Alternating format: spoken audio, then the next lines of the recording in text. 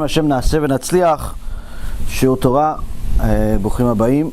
We have our weekly shiur. Usually we do on Sunday. We started a new series recently about Jewish ideology, but we'll make a little segue today and discuss a few things that are relevant to the times and also to not only what's going on with the world, but also PeSach, Baruch HaShem. PeSach is coming. We're only a couple of days away from PeSach, and Be'ezrat Hashem, it's going to be a fantastic PeSach. But also discuss, a hot subject, which is MaShiach. As much as I've told you guys that it's not really very fruitful to be Mashiach addicts, I figured I'd respond in the way of the Torah of again about this particular subject, because it seems like today everybody has a prophet that they know. Every day is a new prophet. Mashiach's coming next week. Mashiach's coming on Tuesday. Mashiach's coming on Saturday. Mashiach is coming on Shavuot. Mashiach is coming on PeSach, before PeSach, after the Seder, before the Seder. Everybody's a prophet. Gematria Mashiach is this, Gematria that. Everybody's a mathematician prophet. So, Be'ezrat Hashem, we have to understand that there are some Chachamim that know what they're talking about, but unfortunately sometimes the crowd distorts their words, mistranslate their words, or just simply don't understand. So it's good to clarify some of these things. And how to connect all of these three. Now, today's shiur will be for a refuah shlema for Levana bat Sarah, for Yosef ben Levana, Sarah bat Levana, for David ben Esriya, Doris bat Jora, Rav Ephraim ben Shulamit, Rabbanit Sarah bat Anat, Stefan ben Katarina, Dvora bat Mercedes, Esther bat Tzipora, Serach bat Batya, Batya bat Sarah, and all of Am Yisrael Be'ezrat Hashem have refuah shlema, refuat nefesh, refuat aguf. Also for my dear friend Avraham ben Avraham, we'll have refuah shlema. Him, his wife, and his children Be'ezrat Hashem will have refuah shlema, refuat nefesh, refuat aguf. So the preparation for PeSach for most people have never been like they are right now, because no one really ever prepared themselves for a magifa, for a plague that we have right now that's hitting the world. Even at the time of Mitzrayim, when they saw the plague, they were surprised too, even though the plague only hit the Egyptians. Am Yisrael wasn't surprised, because this is the first time they ever saw it. It was the last time that the world ever saw such a thing, where one guy could sit next to the next one. He has a plague and he's dying. He's contagious, and the other guy is standing right next to him as if it's a clear sunny day and he's on vacation. The Jew is on the Ben Israel is on vacation, having a good time. The Egyptian is suffering. Hashem yishmor v'yatzil. Unfortunately, the situation is not the same right now, because any 2-minute investment, as I've told you guys, 5 minutes maxed on the news, just to see what's going on, is the most I would ever say is good. But honestly, I'm lowering it to 2, because nothing really changes. Nothing really changes aside from just more horrible news, more people dying, more people infected, and more lies by the news and the governments. Who, what, when, and how. It doesn't really make a difference. Truly, it doesn't really make a difference. Last count that I saw was that over 1.2 million people have been confirmed infected by the virus, the COVID-19, and the numbers of dead people has hit already over 50,000. There are some countries that and areas that are suffering more than others percentage-wise. Like for example, Spain, Iran, Italy, these are countries that are suffering greatly, where they're literally 10% of the people that are they're reporting that are sick are dying. 10%. Now, for anyone to say, oh well, 90% are saved. No, it doesn't mean 90% are saved. It just means 10% so far died. Baruch Hashem, there are others that are okay, get out of it, but 10% dying is atrocious. Baruch Hashem, in Eretz Yisrael, in America, the numbers are much better as far as the survival rate, at least to this extent, to this point. Baruch Hashem, Bezod Hashem will continue. You're talking about in America, it's somewhere in the neighborhood of 1%, 1.2%, something like that. I mean, sure, they have greater numbers, but still, you see that the HaKadosh Baruch Hu is simply punishing one more than the other. There's more sick here in America. They've passed over 250,000 or 300,000 or so. But the amount of people that are actually dying from it are much less. I personally know many people already, unfortunately, that have this COVID-19. But Baruch Hashem, every single one that I know, with the exception of one guy, are doing fantastic. And the one guy, Baruch Hashem, is already in last stage of recovery. Everybody else, Baruch Hashem, they have it, but Baruch Hashem, they're all okay. So you get slapped in the face, get wake up call to do some cheshbon nefesh. But if you're okay, Baruch Hashem. Unfortunately, not everybody has the same cheshbon with Hashem. There are a lot of people dying, and unfortunately, there are Jews and non-Jews. You can't say like some people thought in the beginning. Oh, this plague is only to hit the goyim. Wishful thinking, but the truth is that it's not. It's hitting everybody, and in certain aspects, it seems like it's hurting Am Yisrael percentage-wise more than it's hurting the rest of the nations, because statistically speaking, Am Yisrael is 15-20 million that we know about out of 8 billion people in the world. So out of, let's say, the 1 million or so that are infected out of 8 billion, there really shouldn't be even one Jew sick. Statistically speaking, shouldn't be even one Jew sick. Should be, 500 million Chinese or something. Should be, 500 million Muslims, 500 million Hindus. Okay, you finished the whole thing. It's not. It doesn't make any sense. Shows HaKadosh Baruch Hu is chas v'shalom. It's almost making it seem, at least from the outside perspective, as if all bets are off. But of course, as we all know, the salvation of HaKadosh Baruch Hu comes from the turmoil, from the times where it seems like there's no hope, from things that look hopeless, and that's actually part of what's going on. What we saw in PeSach.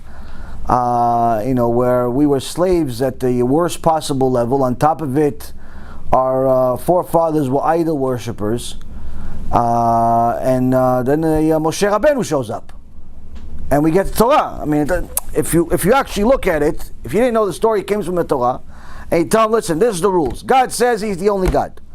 And that's pretty much the main commandment that you have in the world today. Don't eat any living animals. Don't murder anyone, and you have the 7 no-hide laws in essence. Don't steal, things that are logical. So these guys that are the so-called the chosen ones, they're violating it. How are they doing? Worst one, idol worshipping. Oh, Hashem sends them the MaShiach. From the grand scheme, if you're an outsider, bystander, it don't make any sense. Why would He send them the Mashiach when they're idol worshipping? If you say, there were a bunch of tzaddikim, praying nits, praying this, praying that, everybody knows the entire Shas by heart, everybody's giving shurim to each other, everybody loves each other, achdut, unity, all the good things. Mashiach shows up, fantastic. Of course he's going to show up, the old tzaddikim, what's the news here? But you see, it's the opposite. We were in the worst possible level, and HaKadosh Baruch Hu sent us the Mashiach. This does not mean, like the Rashaim would think, so we should get worse then. No, it doesn't mean that. It means that HaKadosh Baruch Hu will bring us sometimes the light, bring us His light when things seem the most dark. Now, because of everything that's going on in the world today, as far as this coronavirus and the even worse virus that's happening in the world, which is the economic crash that's in the makings, that's actually happening, but is, in my opinion, still in the makings. Everyone is being forced at some point or another to do a self-evaluation of where do you stand in the grand plan of HaKadosh Baruch Hu. Is he part of your plan, or do you have your own plan that excludes HaShem? Because that's in essence going to determine whether you are a idol worshiper or you're not.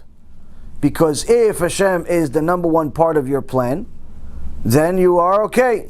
If Hashem is not part of your plan, or he's sometimes part of your plan, then you are a 100% idol worshiper, or at the very least partial idol worshiper. You're like a unemployed idol worshiper. You know, you like work sometimes when they need you. You're idol worshiping when, So the point is, Rabotai, is that HaKadosh Baruch Hu is bringing the world into its knees right now to make sure that everyone has an opportunity. Everyone has an opportunity to do this self-evaluation once and for all. And the reason why is because anyone that read the issues that are discussed in detail in the Tanakh about what will happen before Mashiach comes knows that for sure this is not the worst it's going to get before Mashiach comes. And the reason why is because we have clear prophecies in the Torah that tell us what's going to happen before Mashiach is going to come. Now, of course, some people are going to say, "Yeah, but it doesn't. All the bad prophecies don't have to be fulfilled." You're right; they don't have to be fulfilled, assuming we have the merit for them not to be fulfilled. Meaning, if we are a generation of all righteous, and everybody starts teaching and learning real Torah, and everybody starts, observing Hashem's mitzvot like He said it and not like we want it, then sure, none of the bad prophecies will be fulfilled. Everybody is going to be Mashiach. You're going to be Mashiach. I'm going to be Mashiach. Everybody's Mashiach. Why? You're all tzaddikim. Everybody's tzaddikim. No bad prophecies. Moshe Rabbeinu is going to come and ask us for brachot. But who are we kidding? Who are we kidding? Before coronavirus, they had gay parades on a weekly basis. Toevat Hashem it's called. It's called disgusting in the eyes of Hashem to be a homosexual. Needless to say, to do it openly and publicly. And not only do they do it in different places around the world, but they do it in the Jewish capitals of the world. They do it in New York, they do it in Yerushalayim, they do it in Tel Aviv, in places where you have the most amount of Jews. I'm not talking about biblical capital. I'm talking about literally where you have the most amount of Jews. You see the biggest gay parades. The people that HaKadosh Baruch Hu says these people are an abomination. You're having parades for them. You think we're doing good? We're going to all cancel out all the bad prophecies? On what? On what basis? What world do you live in? Where is this brain of yours come from? Pluto? Reality, you see. Then you have a situation where you have, like we talked about last week, many of the so-called religious Jews today are a little weak in certain aspects. Whether it's the way we pray in Minyan, whether it's the kavod that we give to the people that have a few dollars just because they have a few dollars. So we give them an aliyah even though we know they drove to shul on Shabbat. We put their name on the building just because they donated the money, even though we know that they're B'chalei Shabbat or they're idol worshippers in some aspects. No, but Rabbi, we're not going to get the money if we don't give them the kavod, so don't take the money. What do you mean? Then we're not going to have a yeshiva. Who said? Who said you're not going to have a yeshiva if he doesn't donate? Well, what do you mean, Rabbi? He has the $1 million. I need the yeshiva. The two is a good match. Who said it's a good match? Who said HaKadosh Baruch Hu wants your yeshiva b'chlal? Why? There's going to be a lot of Torah going to be learned there. Who said it's going to be a lot of good Torah? Who said? If the money comes from a non-kosher place, you can bet your house nothing's good going to come out of it. Nothing good is going to come out of it. The Closenberg Rebbe, Alav Shalom, Ish Kodesh, is tfilat mincha is better than any of ours tfilat ne'ilah for Yom Kippur. It's regular day-to-day tfilah. I heard his tfilah a couple of times. I can't handle it. I'm telling you, you hear his tfilah, regular tfilah, everyday tfilah. You just start crying. You have no idea what's happening, what's he saying, what's he not saying. All you know is that this guy, he knows what he's doing. Him and HaShem, they're best friends. They're best friends. Why? He's crying to HaKadosh Baruch Hu, and we don't even know how to cry. He built an empire. The Tzant's empire, hospitals, yeshivot, places to help the poor and the sick, an empire, different parts of the world, whether it was in Germany or it was in America or in Netanya in Israel, all over the world, huge, Baruch Hashem, huge congregation, huge chassidut, to this day. So he needed millions of dollars. Not like, oh, let's play, we have a little campaign, $100,000 to help some poor people. Okay, Baruch Hashem, we reached already thousands of people. But I'm talking about this is what he would do on a daily basis. A guy comes to him one time and says, listen, Rabbi, one of his chassidim says, listen, Rabbi, I have this guy, he's a gvir, he has money, he wants to donate. Okay, so let me talk to him. So he comes, sits down with him, and he sees the guy's an older man. And the Admo Mitzantz, the Closenberg Rebbe, says to him, so what do you do? The guy says, oh, no, I have these businesses, this, that, all these types of businesses. So he says to him, oh, so you must be very busy running all your businesses. And he says to him, no, Kvod Harav, all my businesses, they already run themselves. So I don't need to run them anymore. No, most of the time I just spend with my friends. I go play some cards at the casino, have a good time. Relax, Rabbi. Baruch Hashem. He said, Baruch Hashem. He said, Baruch Hashem. He didn't say Baruch Yeshu. He said, Baruch Hashem, he said. Tzaddik, yeah, no? And he's got a check, big check, 7-figure, 8-figure check. He says to him, Baruch Hashem, Kvod Harav, everything's okay, I can just relax. Now everybody's excited to see the check. The Closenberg Rebbe's face changes. He looks at the 70-year-old man and he says to him, Ata lo mitbayesh? Don't you have any shame? Don't you have shame? What shame? What did I do, Rabbi? Don't you have any shame? You're already 70 years old and all you do is waste your time. When are you going to learn Torah? You're almost going to die soon. When are you going to learn Torah? And what? You're relying on the fact that you give some money to build yeshivot. You think that's going to help you? You're going to Gehenom. Not only are you going to Gehenom for not learning Torah, you're going to Gehenom for the tzedakah that you gave, he tells them, in front of people. You're going to Gehenom for the tzedakah that you gave. Because that money that you made it gambling. Which means that the money is not kosher. And that non-kosher money fed these holy kids, these tinokot shel bet rabban that never sinned. It fed them, and that means that when they eat your food from your money, it was not kosher money, they couldn't understand the Torah that they learned. You're going to suffer in Gehenom for causing them to learn such Torah. Nobody in the world expected this to come from the Closenberg Rebbe, a person that was inside the Holocaust, lost 10 of his kids and his wife in the Holocaust, saw death in front of his face, loved every Jew. No one expected this. They saw it, everyone's shocked. No one dares to say a word, including the rich guy. But the rich guy has never been talked this way, picked up his stuff and left. The Hasidim were a little upset. Why? They were just about to sign a deal with this guy for a few $1 million, build a few buildings. Another building, hospital, another yeshiva, and more Torah in the world, more good stuff. Said, Rebbe, what happened? The Closenberger Rebbe says, I'm not delusional to think that what I just said to him is going to make this guy do real TeShuva tomorrow.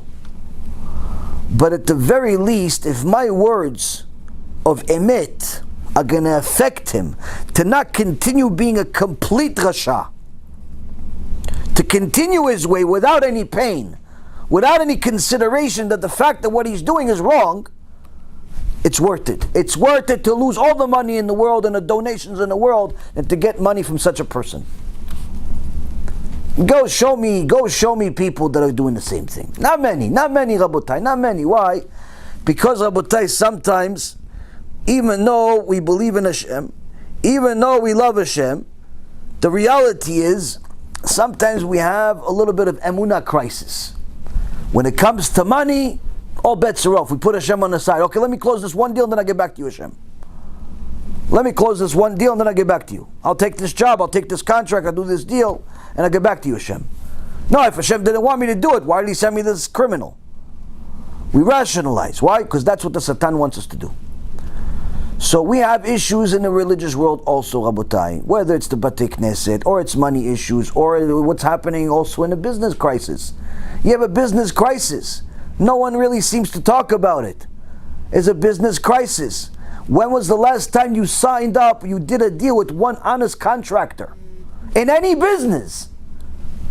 In any business. When can you find me somebody that's considered an honest business person, that you actually pay him for what he says he's going to do and he actually does it? I'm not talking about somebody that does above and beyond.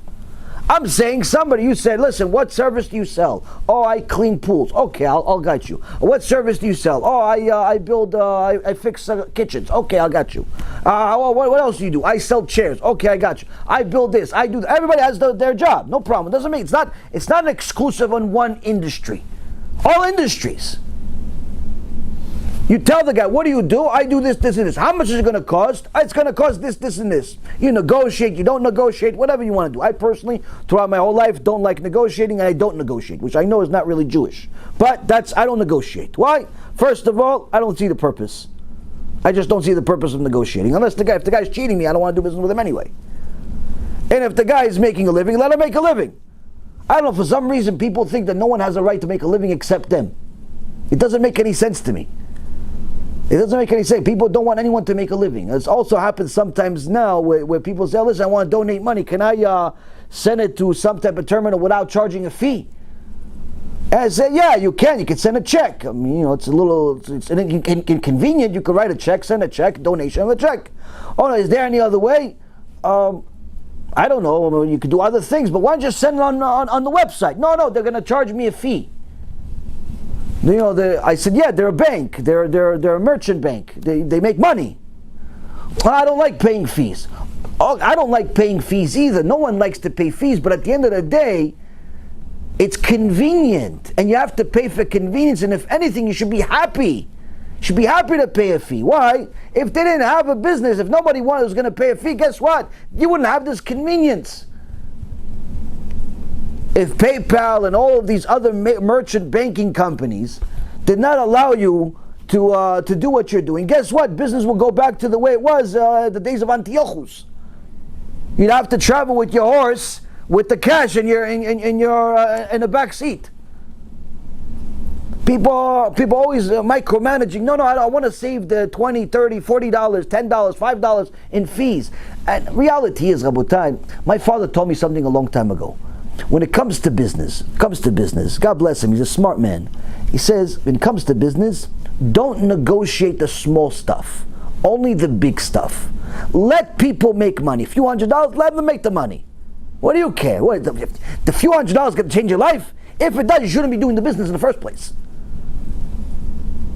Why, you're going to save $20, going to change your life? No. So give them the $20. Mabruk. Let them make money. Let them be happy. What do you care? 100, 250, whatever is little to you, it's small money. If you're negotiating a house, you're negotiating a castle, you're negotiating a company, you're negotiating, I don't know, a building, you're talking about a difference of hundreds of thousands of dollars, or even tens of thousands of dollars. Fine, okay, that you want to negotiate. It means it's but a guy's going to make a few $100, mabruk, let him make a living. Let him make a living. Why do you always want to do business and everybody's unhappy? No one's going to want to do business with you. No one's going to want to do business with you. Why? Because you're the miserable, doesn't want anybody to eat. Only you. It's a very, very bad trait that people have. Now again, I understand people want to save. No, but Rabbi, it's not about that. It's about because I want every one of my dollars to go towards the Kiruv, towards the mitzvah. It is. Even if you're paying a fee, it's going towards that. Why? Because that is a convenience of getting the money today versus getting the money in a week from now. Or not getting the money at all because you're going to forget, or the Yetzirah is going to attack, and by the time you wanted to write the check, it went from 500 to 50. You forgot a zero because, Yetzirah attack. That's what happens. Rabotai, don't negotiate small fees. Don't waste your time. Don't waste your time. Don't try to save money on that stuff. If HaKadosh Baruch Hu did not have all these conveniences in the world, we wouldn't be able to do a lot of things that we do right now.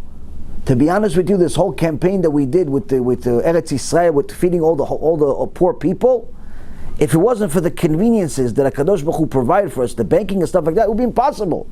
Because as we're sending, and it got to a point where there was more demand than there was money.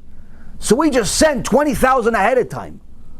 Why? We said, listen, I'm not going to wait for people to send. I have the extra 20,000. I said it's going. Yeah, but what about the other stuff HaKadosh Baruch Hu is going to send? Why? HaKadosh Baruch Hu wrote, Mi ekdimani v'ashalem. Who did me a favor first? And I'll pay him right away. Meaning in reality, no one does Hashem a favor first. And as you would have it, right before it, there was a few donors that felt extra generous. They gave us a small, first time in history of Be'ezrat Hashem, we had a surplus. Right before we started the campaign. We didn't know why we had a surplus. I asked Rabbi Chaim, I asked the Rabbanit, I said, guys, we have a meeting. Why? We have danger. Why danger? For the first time in history, since we started the organization, we have a surplus. Usually we're in a deficit. Usually we don't have money to eat. Right now we have too much money. What's going on here? Maybe HaKadosh Baruch Hu is paying us in this world to destroy us. Rabbi Chaim said, no, don't worry, it's going to be, we're doing good, don't worry. Rabbanit says, we'll ask Rabbi Chaim. Baruch HaShem Ishtabach Shimo. The idea came up, we have to do campaign, PeSach's coming. We're going to do campaign. Last year we did 10,000. This year we're going to do more. How much more? We're going to do 100,000. We're going to get 100,000. I don't know. We're going to get 100,000. Ishtabach Shimo La'ad. We're almost there. We're almost there. We had no idea who, what, when, and how, but we said, let's go. How are we going to start the campaign? We'll send the money, but we didn't get any money yet. Yeah, but we'll send it anyway. Why? We have this extra money. It's Hashem's kids, not our kids. It's Hashem's kids. Send the extra money that we have. So we send the extra money. And HaKadosh Baruch Hu fulfilled the verse, Mi ekdimani v'ashalem. Who did me a favor first, and I'll pay him. But the reality is, if it wasn't for the convenience that HaKadosh Baruch Hu provided to give us the ability to send things right away from bank to bank, right to the people, right to the grocery store, right to different places, all over Eretz Yisrael, in Yavne, in Yerushalayim, in Netanya. We're talking about thousands of people. Thousands of people are eating PeSach, are going to be eating PeSach because of all of the generosity of people. Ishtabach Shemo. Now, of course, all of this cost money, and there's banking fees, and there's a conversion rates of currency, and you sent them 10,000, and they really only get 9,000 because this one wants to make money and that one wants to get money. Who cares? He's going to eat. Do you think he should say, you know what? I'm not going to eat for PeSach. Why? It's going to cost you $100. Forget it. I'm not going to eat. We're going to fast. We're going to fast this year because it's going to cost you $100 and cost you $1,000 to pay for fee for PayPal. It's going to cost you $100,000 for this, for that. And you know what? We're all going to starve. It's okay. Just don't pay the fee. Just don't pay the banking fee, Rabbi. Don't pay. Chas v'shalom. Don't, Rabbi. Banking fee. No, we're all going to fast. Am Yisrael's going to fast. We're putting cherem. We're all going to fast. No Seder. We're going to eat last year's afikoman that was left. Just don't. Guys, Rabotai, please, don't let the Yetzirah fool you. There are tools that HaKadosh Baruch Hu provided. Use them. Use them. If you're such a organized person that you have such a thing where you could send things and you want to save money on the stamps and on the fees and all this stuff, you want to send it through Zelle or Venmo, or you want to sell a check, all that stuff, you want to do it. But don't let that stuff get in the way too much. Let people make money on you. It's okay. It's not going to affect your parnasa. And it doesn't turn you into a sucker either. It doesn't. Why? HaKadosh Baruch Hu decide how much money you're going to make anyway. HaKadosh Baruch Hu decide how much money you're going to make anyway. You don't make a difference if you pay that extra $5 or $10 or $50 to PayPal. You decide how much money you're going to make anyway. So take that into consideration. Also, it shows that your mind is being distracted by different things. Now, moving on, it's that we have to understand that HaKadosh Baruch Hu has us in such a situation where on one end we have a lot of conveniences in the world, But on the second token, we have a situation where all of it could collapse in a minute. Because what's happening with this COVID-19 is that right now, as I explained to you guys last week, we have a circumstance that people are not going to work to the same extent. Almost 10 million people are out of a job right now in the last month, and that's only based on the count up to the first half of March. Really, things got bad the second half of March, which means that the news is going to get much worse when it comes out. The report comes out again in the next week or two. So situation is not exactly good, which means that people are staying out of work. Now, you stay out of work for a while, you're either going to get fired. Most likely you already got fired, but if you didn't get fired, you're going to get fired. But aside from that, you're going to run out of money. And you're not going to be able to pay your bills. And that it becomes a domino effect like we talked about last week. I personally think that my guess is that people are simply going to get sick of the staying at home, and they're just all going to go outside, with or without the government caring, with the other government permission. That's what I think is going to happen. People are handling it right now because they're so scared. They're scared. No one wants to get sick. The news makes it seem like every 2 seconds somebody dies. Like everyone's dying. It makes it seem like there's like bodies, building up. They're building buildings from bodies now. They're making it like it's the Holocaust is every street. Okay, a lot of people are dying. A lot of people are sick. But we have to put things in perspective. It's not like the end of the world. It's not the end of the world, but the media makes it seem. All right, every single person that dies is like 5 news articles about them. Okay, but said that we got it. Now, what's going to happen is people right now, they're not really suffering. They're annoyed, they're bored, they're scared. They're out of work for, let's say, the last few weeks. But once it gets to the point where they start running out of money, finished. All bets are off. Gets Trump, Bibi Netanyahu, and any president in between in every other country is going to go in the garbage. Why? People are going to say, listen, I'm going to die one or the other. I'm either going to die from COVID-19 or I'm going to die from starvation. I have to eat. Unless you're going to start paying my bills, I have to eat. I got to go back to work. And that's what's really going to happen. People are just simply going to go back to work. Why? Because that's it. That's the way it is. You have to make money.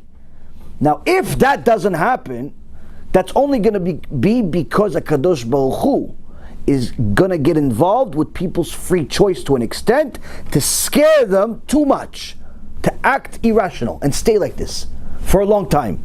Stay enclosed, stay indoors, stay petrified, and not want to leave the house for months. And completely shatter the economy to an extent like we've never seen before. And the reason why I said never seen before and don't include, let's say, the Great Depression in this is because in the times of the Great Depression, we didn't have the speed of our economy like we have today. It took time to make the Great Depression what it was. And it took time to heal it. Here, the whole thing can happen in a matter of a couple of months. Because it's all based on certain things. I personally don't think it's going to happen. I think bad stuff may happen, but I don't necessarily think it's going to happen. But who knows? The point being, Rabotai, is that one way or another, HaKadosh Baruch Hu is putting everyone in their own private school right now to delve about what is the point of life, what is going on, where am I going, why am I here. I have quite a few text messages every single day of people that are scared even after I calm them down. That only calms them down for like an hour. They send another 5 text messages and say, what happened? No, I don't know what happened. Just listen to the same message I sent you an hour ago. Oh, okay. And it's the same thing over and over. People are they can't absorb it sometimes. So you have to understand, HaKadosh Baruch Hu, if you're scared, that means there's less God in your life. There's less God in your life, you have to add God. The cure? Torah. You have to learn about HaKadosh Baruch Hu. That's really the point. Now, what a lot of people are doing now is that they're connecting the disaster that's happening in the world to MaShiach. Because everyone understands that things are bad, they could get worse, they seem to be getting worse by the day-to-day basis.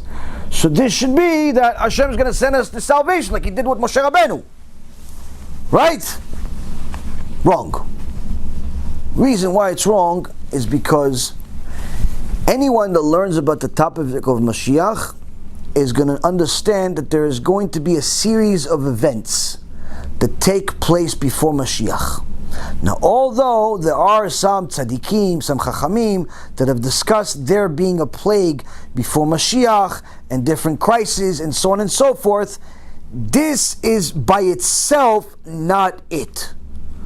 Only if it gets much, much worse, where the numbers magnify to the hundreds of millions and more, will this go into that argument. And the reason why is because, again, it says that the whole world is going to have to be in a situation, a circumstance, where there's going to be en alimi lismoch el avinu shebashamayim.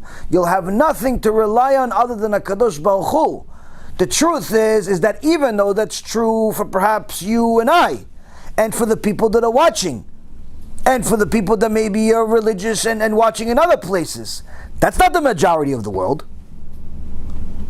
That's not the majority of the world. The majority of the world is coasting. A lot of people are coasting. A lot of people are just on vacation right now. They're just taking a walk, strolling. Oh, there's no work this week. Oh, okay, good. We'll ride the bike. I see in my neighborhood, people riding the bike, the little ducks. Father, mother, son, daughter, uncle, everybody. Everybody's riding a bike. They're all on vacation. They're all tourists. But they live right there. They ride their bike. They're riding a bike. Everybody's riding a bike. They're having a good time. They're having a barbecue. Everybody's a good time. Vast majority of people, they're not like the news. Yeah, of course, there's a lot of sick people in different places in New York and this and that. But generally speaking, most people are almost unaffected.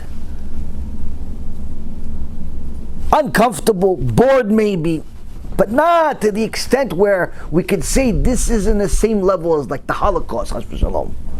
Now, why do I mention the Holocaust? Because we have specific statements from the Chachamim that it's going to be worse than the Holocaust. The Chafetz Chaim said to his Talmidim, Rav Wasserman being one of them, says the Gog uMagog has 3 sections, 3 parts. First part is going to be World War I. World War I made every war before it that we know on record seem like it was kindergarten. And that's what happened. He said the next war that's coming, which was in the future for him at the time that he said this, is going to make World War I seem like it was kindergarten. And that's what happened. World War II made World War I seem like it was kindergarten. Tens of millions of people were dead. Tens of millions. Countries are not tens of millions sometimes. Countries. Tens of millions of people. Did horrible, horrible things. And he said the last part of Gog uMagog is going to make World War II seem like kindergarten. Kindergarten is just making it seem like it's going to be small, not people on bicycles. To be clear, no one's on bicycles during World War III. So the truth is, Rabotai, if this is Hashem's last hurrah before He brings Mashiach Tzidkenu, I'm sorry, but it's going to get much worse. Not because we want it, but rather because we need it. In the commentary on the Haggadah that we're writing, Baruch Hashem, Rabbi Ephraim brings one of the chidushim from the Chachamim, and he says, how come in the beginning of the Haggadah it brings us something very peculiar, where it says that in all the Haggadot, whether Ashkenazi or Sfaradi, it says that, look, from the beginning of time, your forefathers were idol worshippers.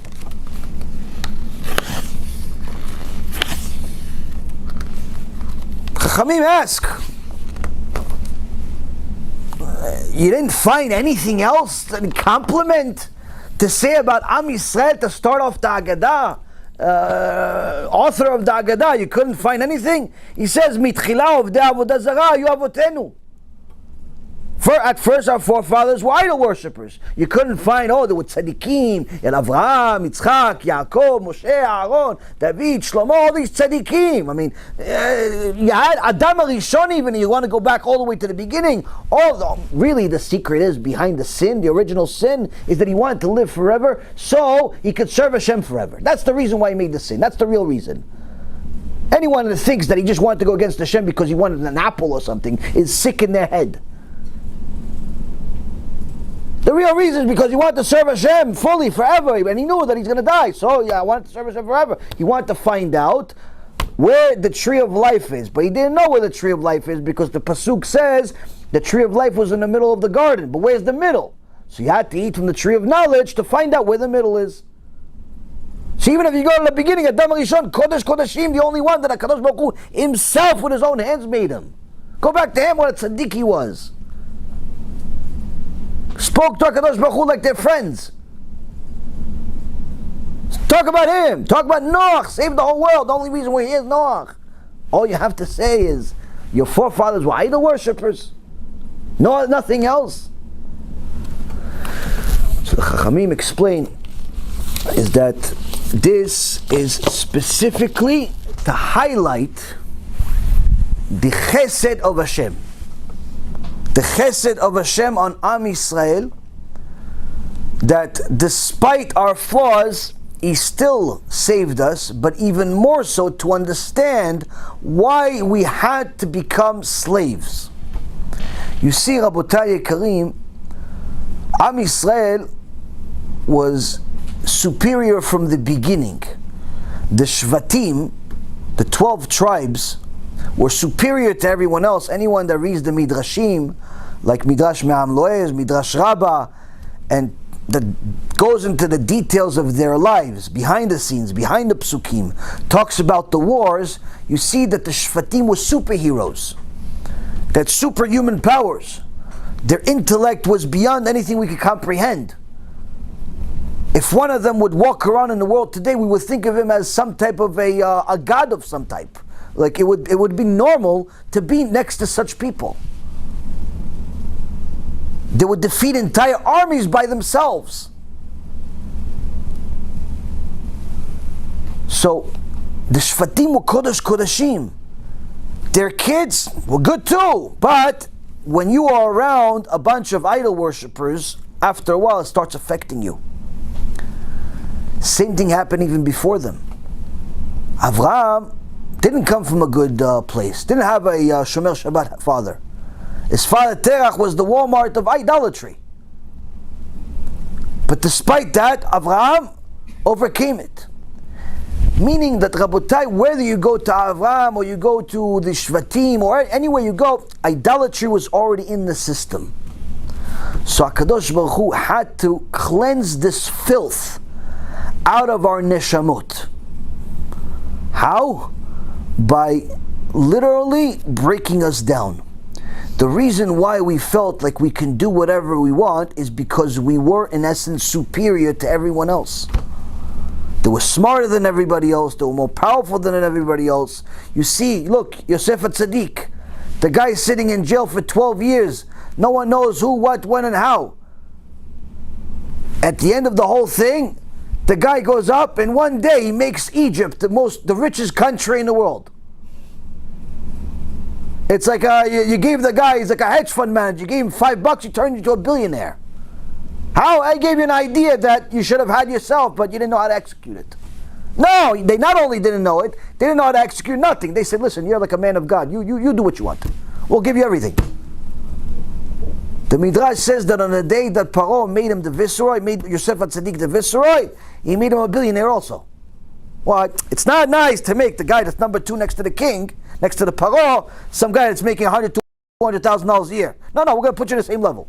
Make a throne for you, make a castle for you, make everything for you. That's why for all of those heroes that think that there's no proofs, to archaeological proofs to the Torah, you should look at some of the museums that highlight, there's certain places in the world that have different archaeological evidence of what happened in Egypt, and you actually see much proof, a lot of proof about specifically Yosef HaTzadik. Specifically Yosef HaTzadik. They called him a different name. I have a book in my house recently was published by Rabbi Zamir Cohen that talks about these archaeological proofs of the Torah, and you see that literally from the beginning of Bereshit, from Bereshit all the way to the end, there's archaeological proofs of it.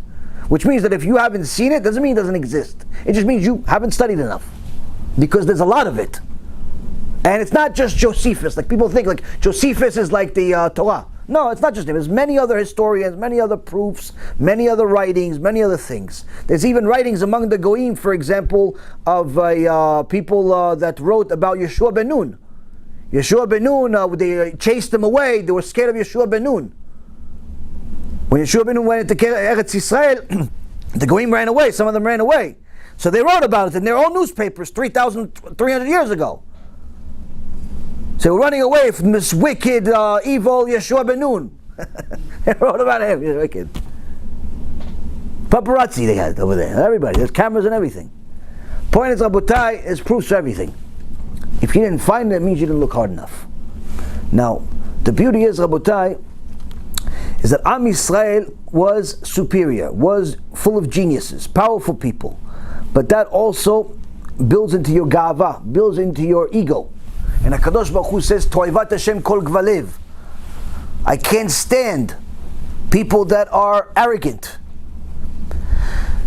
And he had to break us down because of our superiority, we started doing things that weren't like the original agreement. We started worshiping idols because the idols in those times actually worked. Hashem made a test in that time that the idols actually had powers. Egypt was full of superpower witchcraft. That's part of the reason of why Am Yisrael could not leave Egypt. Even when they tried, the statues would talk. The statues would talk and be like alarms. And as soon as someone left the camp, the statues would make a lot of noise and the people would be caught and killed. So there was a lot of things that people don't read from the basic psukim. The point is that HaKadosh Baruch Hu brought us to Egypt in order to break us down, in order to cleanse us out of this idolatry. To remove idolatry from our system. Now, to remove idolatry from your system is not so simple. Because idolatry, unlike other things, doesn't actually make sense. If you have a desire for, let's say, the opposite sex, that makes sense. Why? There's a physical issue there. There's hormones, there's feelings, and so on. So if you are an addict to promiscuity, it does make sense. It's wrong, but it makes sense. If you are addicted to money, it makes sense. Why? Because there is something rational about it, where you conclude in your mind that this money is your cure to certain problems. It may give you a certain amount of respect, it may give you a certain amount of pleasure, a certain amount of convenience, and so on and so forth. That makes sense. A lot of these things that people have addictions to make sense. Doesn't make them right, but you can explain them. Idolatry, on the other hand, the root of it doesn't make sense. Although part of it does make sense, because certain people say, no, I don't believe that the idol itself is God, but I believe that the idol connects me to God. But the truth is, if you know about idolatry and you know about HaKadosh Baruch Hu himself, this God that you believe in, or you say you believe in, the two cannot connect. Why? Because God is everything, and you are using nothing to replace him. He is everything, and you are replacing him with the creation's creation. If you are, let's say, to idolize a living person, a creation, that's one thing. It's wrong, but nonetheless, it's something. It's second degree, let's say. But here, people are replacing God with nothing. It's the creation's creation, which is the lowest form of creation. But that also means that even the second level won't make sense after a short period of time, because once that person dies, he can no longer be that significant anymore. The point being, Rabotai, is that HaKadosh Baruch Hu had to remove this. But in order to remove idolatry, it requires a person's willpower. A person needs to want to get rid of it. You can't just tell the guy, listen, look, I can prove to you certain things about the New Testament, it's fake. You could show it to them. Yeah, you're right, doesn't make any sense, but I'm still going to church. Why? Why are you still going to church? You just agreed. It doesn't make any sense. Things contradict themselves. Yeah, it doesn't make any sense, but I don't know. It just, I'm so used to it. My family's there. I like it. I don't know. What else am I going to do? I can't do what you're doing. It's too much. It's like you see people, they know the truth, but they stay stuck. They stay stuck. Why? You have to want it. You have to want it. I heard of Mizrahi Shichyeh quote Rabbeinu Lupyan, who said about 50, 60 years ago that in order to remove Edom, the idolatry of the world, it requires to destroy the world. In order to remove the idolatry of this world, HaKadosh Baruch Hu has to destroy the world. Why? It's embedded into people. It's not like just something Hashem's going to appear and people say, oh, Hashem hu Elokim, Hashem hu Elokim. It doesn't work that way. It doesn't work that way. Why? He did it already. Obviously it didn't work. He said, I'm God, the only God in the world. Oh, okay. Don't have any idols. Oh, okay. 40 days later, there's an idol. How? And it's not like just Am Yisrael saw and heard this. Everyone in the world knew about this. We heard from Rachav when she met Yeshua ben Nun, the Meraglim came over there, said, no, we heard what your God did for you and everything. We know everything. Your God's real. He's the God of the heavens and the earth and everything. We heard about it. Meaning, even the Goyim around the world knew about Mount Sinai, but they still worship idols. Meaning that to remove idolatry is not just 1, 2, 3, prove to them A, B, C, you're finished. The person has to want to do it. He has to want to leave idolatry. Forsake it, which requires a certain amount of pain. First part of the pain is admitting that your life until this point has been a complete lie. That is the pain of destroying your own ego. Right? Imagine, you're alive in this world 20, 30, 40, 50, 60, 70 years. The more years, the more embarrassment it is. The bigger the ego. Okay, you live in this world 40, 50 years. By the way, everything you've lived, the foundation of everything you have is fake. Fake news. It's like a movie, HaShem Yachem. In the past, I saw a movie 20 years ago, whenever it was. There was a actor that he himself was in a movie. And he didn't know his whole life. He grew up in a movie. And he didn't know. And then one day he found out. And he realized his whole life was a lie. Imagine that. Imagine your whole life, you're like a character in a movie, but you don't know it. And then one day you find out, which means that your relationship is fake. Why? Because they're all actors. Your parents are not your parents, they're actors too. Your brothers are not your brothers, they're actors also. Even your dog is fake. You know, everything is fake. What a disaster that is. What a disaster. Your whole life is fake. Your feelings can't be true. Why? Because it's fake. So that's number one. Person has to, when it recognizes that their whole life is fake until now, it's hard. It hurts. Painful. Second part is now you have to muster up the willpower to go chase the truth again.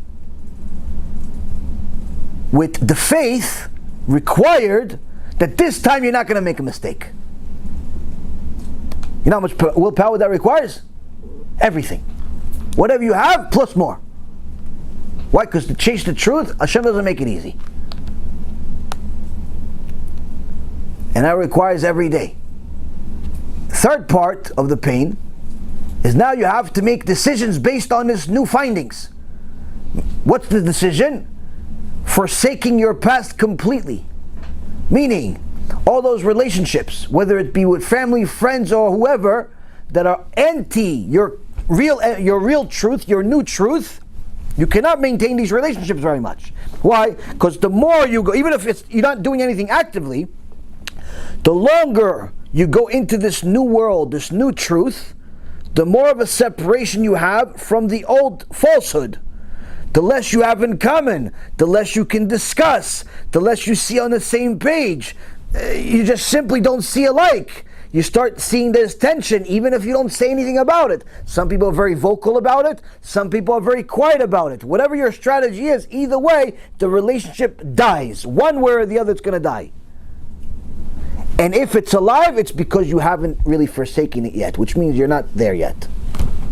If all of your past relationships before doing TeShuva are still exactly the same as they were before you did TeShuva, there's something wrong. Why? It doesn't make sense that Rabbi Shimon Bar Yochai is going to be best friends with Esav. It doesn't make any sense. It doesn't make any sense. It means that you're still a little bit of Esav. A little bit, like half. 75%. 80, 90. But you look like a Jew. You look like Yaakov. You look like it. You go to Kollel. Come to the shul once a week. Pretend. Make pretend. Okay, you're not pretending.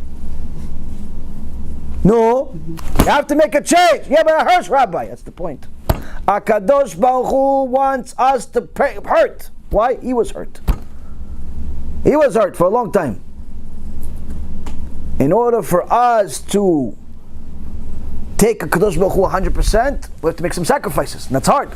Doesn't mean you start saying, everybody, listen guys, I'm religious now, I hate all of you. No, it doesn't mean that. It doesn't mean that. But it means that there are certain choices you have to make.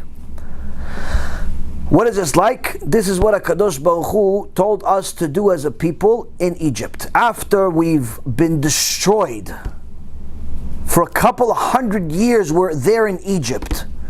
It's hot, and we're outside with no air conditioners. And they're not feeding us. And some say they were feeding us only matzah, which might as well don't feed us with the stomach problems it gives. And I actually like matzah, but Baruch Hashem, it's good for my stomach too.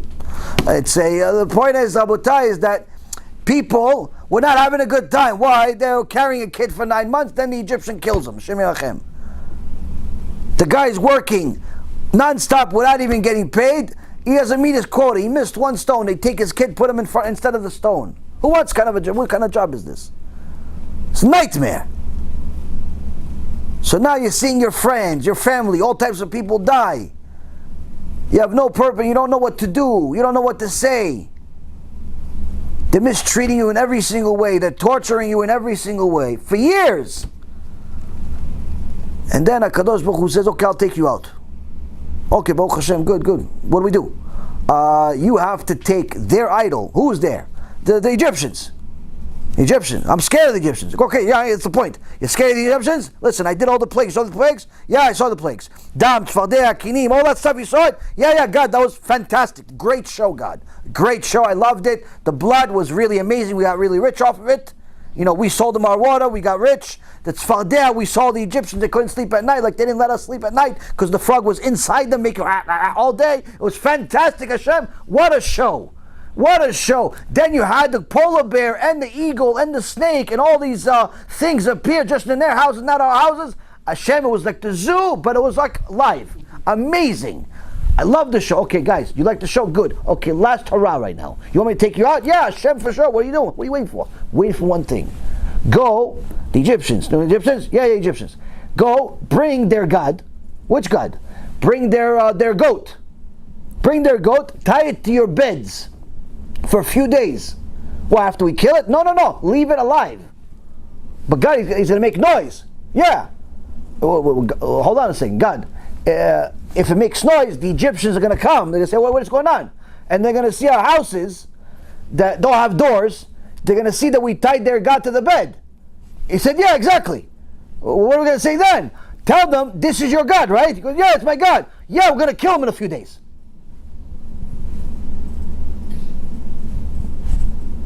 No, hold on a second, God. Are you serious? This was the conversation. This was the conversation. They told Moshe Rabbeinu, are you serious? Moshe Rabbeinu came to HaKadosh Baruch Hu. He said, HaKadosh Baruch Hu, are you serious?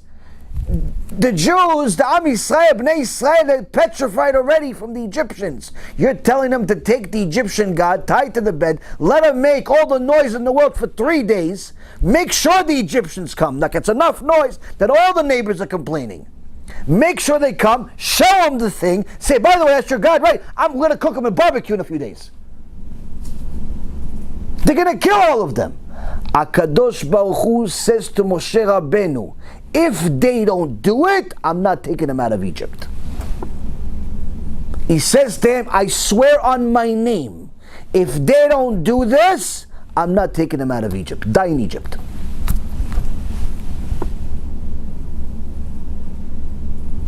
Now you think about it.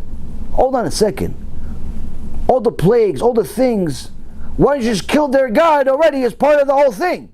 Why do we have to kill their God? Why do we have to barbecue it? Why do we have to make a whole show out of it and we're scared of these Egyptians? Kadosh Baruch Hu says, without abandoning idolatry, you cannot expect me as a God. Okay, but we accept you. No. You can't accept me, just say, I believe in my heart, God. No. You have to go through the pain. You have to make the sacrifice in order to accept the Kadosh Baruch Hu. You cannot just say Shema Yisrael and think that you're religious. You have to make a sacrifice.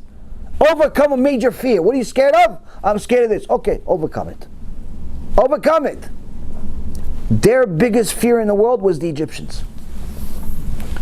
Their biggest fear in the world was the Egyptians, Rabotai. And also part of them also believed in this fake God, this goat. HaKadosh Baruch Hu said you're not leaving Egypt until you abandon it completely. And that requires pain. TeShuva requires pain sometimes. All the time, really. Sometimes people tell, oh, Be'ezrat Hashem, Am Yisrael does TeShuva in an easy way. It doesn't exist. I laugh inside, I don't tell them, but I laugh. It doesn't exist. If it's easy, it's not TeShuva. If it's easy, it's not TeShuva. Why? TeShuva hurts. But it's good for you. It's like medicine. And that's what the Haggadah starts with and says to us, Rabotai Yekarim, Avotenu were idol worshippers, but HaKadosh Baruch Hu took them out of Egypt. Why? Why is this whole process? Because the medicine hurts, but it's required. If somebody was beaten up by another person, Rabbi Ephraim says, of course the person will want to beat him up. Why are you beating me up? But if he finds out that the guy that cut him and the guy that sliced him is also a doctor that saved his life, is he going to be upset at him for hurting him? Or he's going to say, thank you, doc, you saved my life? Rabotai Yekarim, we start off with the part about this Haggadah, that idol worship. Why? To show us that HaKadosh Baruch Hu had to send us through pain in order to give us the medicine. What we have today as coronavirus is not a disease, it's a cure. Only thing is, it depends how you take it. If it causes you to do TeShuva, it is a cure. If it doesn't cause you to do TeShuva, it's a virus. And that's one of the things that we have to understand at this time. We have a situation where we go and we see the Haggadah year after year, and we have no idea why it says what it says. You read it, you look at it, and we don't understand why, because we're reading the basics, and you heard about it, and it's 1, 2, 3, and it's like, that's where we have to read some commentary. Be'ezrat Hashem, we'll have some commentary in our Haggadah, if Hashem gives us the strength to finish it before PeSach, and not before Shavuot. One of the parts is the 4 sons. You see, Rabotai, we have a famous story, everyone knows, that we have the 4 sons, that the Torah spoke to the 4 sons. These 4 sons represent Am Yisrael. And it's not Am Yisrael of 3,000 years ago, it's Am Yisrael of today. You see, right now, with this situation that's happening in the world, everyone is treating it differently. Some people are hysterical, panicking, don't know what to do. A few people told me they have no purpose to life anymore, they want to die. A few people told me that it's the greatest thing that ever happened to them. People are mixed. One guy last week told me that he doesn't know what to do with his life. Today I spoke to him, he said, wow, it's amazing. What's the difference? On Shabbat he learned some Torah. So, right now there's a lot of confusion. Most likely there's going to be even more, because there's, like I said, I don't think it's necessarily going to get better right away. It all depends on how we treat it. If a lot of people start doing tshuva, it may end right away. If people do not do tshuva, Hashem has to continue this until everybody gets the chance. And the reason why is because before it all ends, before Hashem sends MaShiach, everyone has to get a chance to do tshuva.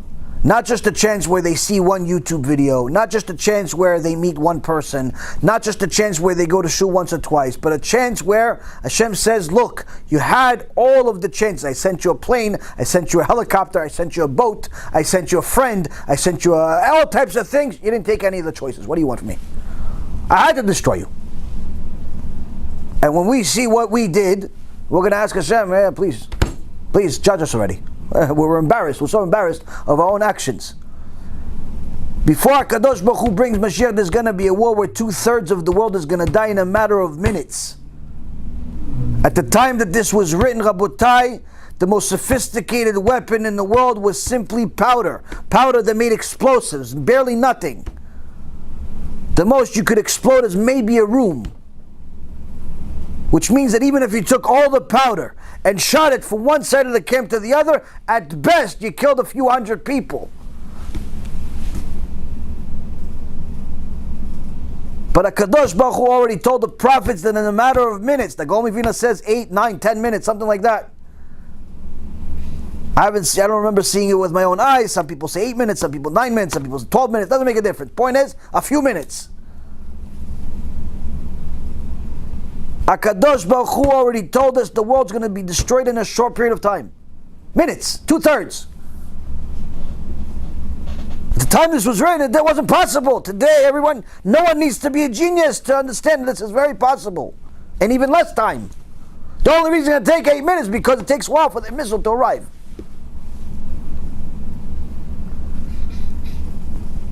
So the reality is that that's the 2/3. What about the last third? The last third, HaKadosh Baruch Hu says, I'm going to test them and refine them like you refine gold and silver.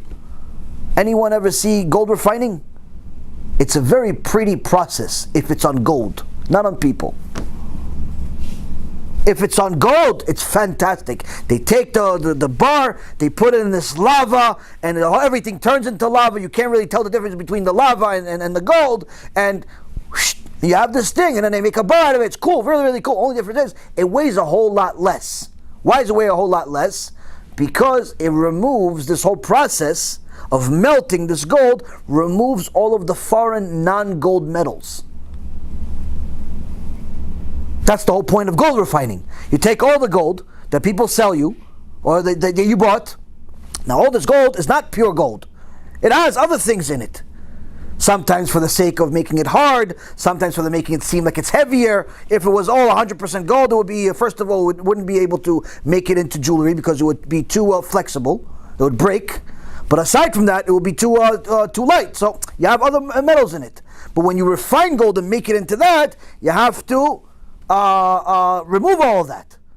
When you see those gold bars always say 99%. Why 99%? You need that extra 1% or 0.1% in order to make it as stiff as it is and so on. The point is that when when it's 100% refined, it's liquid. To remove all the other stuff, what happens to all the other stuff? They make something else with it? No, it gets destroyed. It doesn't have the staying power like the gold to survive. This lava, this heat. HaKadosh Baruch Hu says you do it on gold, it looks really cool, especially on YouTube. But if you do it with people, it's not so cool. But he said he's going to do it with people. How? He's going to test us to our max. Whatever test you've had so far, kindergarten. You had a test, something happened, something didn't happen, something you thought happened but didn't happen. Whatever happened, you cried, you didn't cry, you were upset, you were depressed, you were in pain, in surgeries, all that stuff. Kindergarten. Why? HaKadosh Baruch Hu said, I'm going to refine everybody. Unless you're ready beforehand. Unless you're already going through it now. Unless you're doing tshuva now. Unless you refine yourself now. If you're already refined, you already show up as 100% gold. HaKadosh Baruch Hu, look, I fixed my midot, I gave charity, I did Kiruv, I learned Torah, my kids go learn Torah, everybody's doing Torah. All of our life is HaKadosh Baruch Hu, all day, all night. We're still living in this world though. But we're doing the best that we can, and mamash, we're doing good. HaKadosh Baruch Hu says, you're already refined. You're in this section. If you're not refined, I have to refine you. You're still angry. You're still stingy. You're still this. You're still that. You're still a little bit of an idol worshiper sometimes. You worship money. You worship the opposite gender. You worship material. I have to refine you, HaKadosh Baruch Hu says. All of that happens with the last third. The last third. The good ones. And not all of them survive. Some of them end up just being that piece of metal that goes to nothing. So, that means, Rabotai, that HaKadosh Baruch Hu is trying to tell us that with all of the craziness that's happening today, this is part of that process, to prepare us for that process. And now what is going to help us? Understanding the first part of the Haggadah is going to help us tremendously. Understanding the story of the 4 sons is going to help us tremendously. And this is what it says. Baruch HaMakom, Baruch Hu. Blessed is the ever-present one. Blessed is he who gave the Torah to his people of Israel.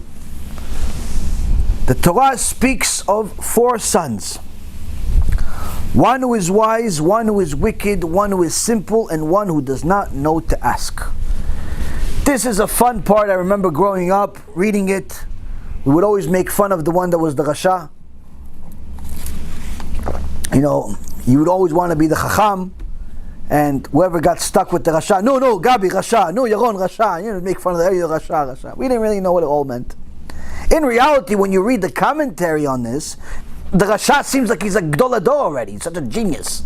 The Chacham seems like he's like a prophet. Every one of them seems like all the commentary on this stuff is amazing.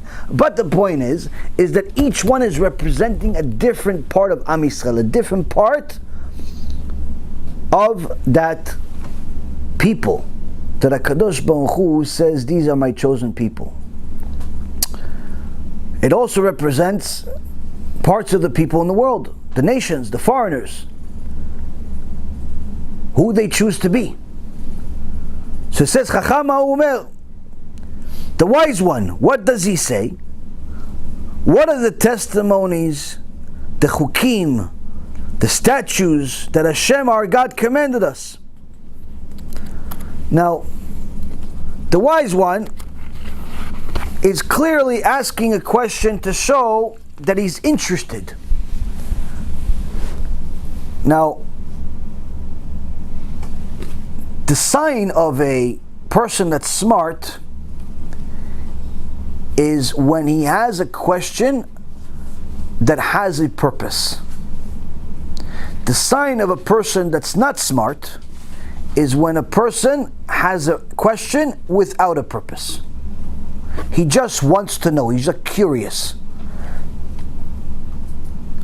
Now, curiosity is a good thing, but curiosity driven by a purpose, that's intellect, that's wisdom.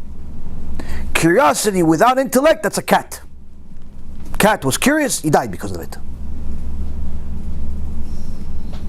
To just ask purposeless questions is not only a fruitless endeavor, but it also is a disrespect of wisdom.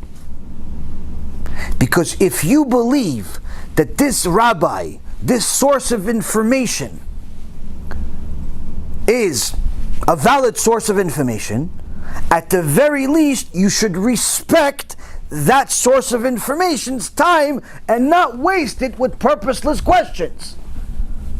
But people saying, oh no, come on, how come? What how come? Why are you asking meaningless questions? No, it's meaningful. For what? Well, how does it affect you? How does it affect you, this question? No, but it's going to affect some people, so let them ask it. Why are you asking it? Now, it's not that I mind answering that question. I'm just asking, why are you asking it? Why aren't you asking the question that's relevant to you? Because if you're already going to spend time asking a question, be smart and ask the question that matters to you. And don't ask the question that matters to somebody else. Because that question is not going to only waste the rabbi's time, but it's going to waste your time. You are now studying somebody else's homework. Why would you do that? Don't you see that's the Yetzer Hara? I have several students that do this, and they tell me this is the Yetzer Hara. I have one guy, the guy is a genius. Seriously, he's a genius. What's his Yetzer Hara? Studying other people's homework.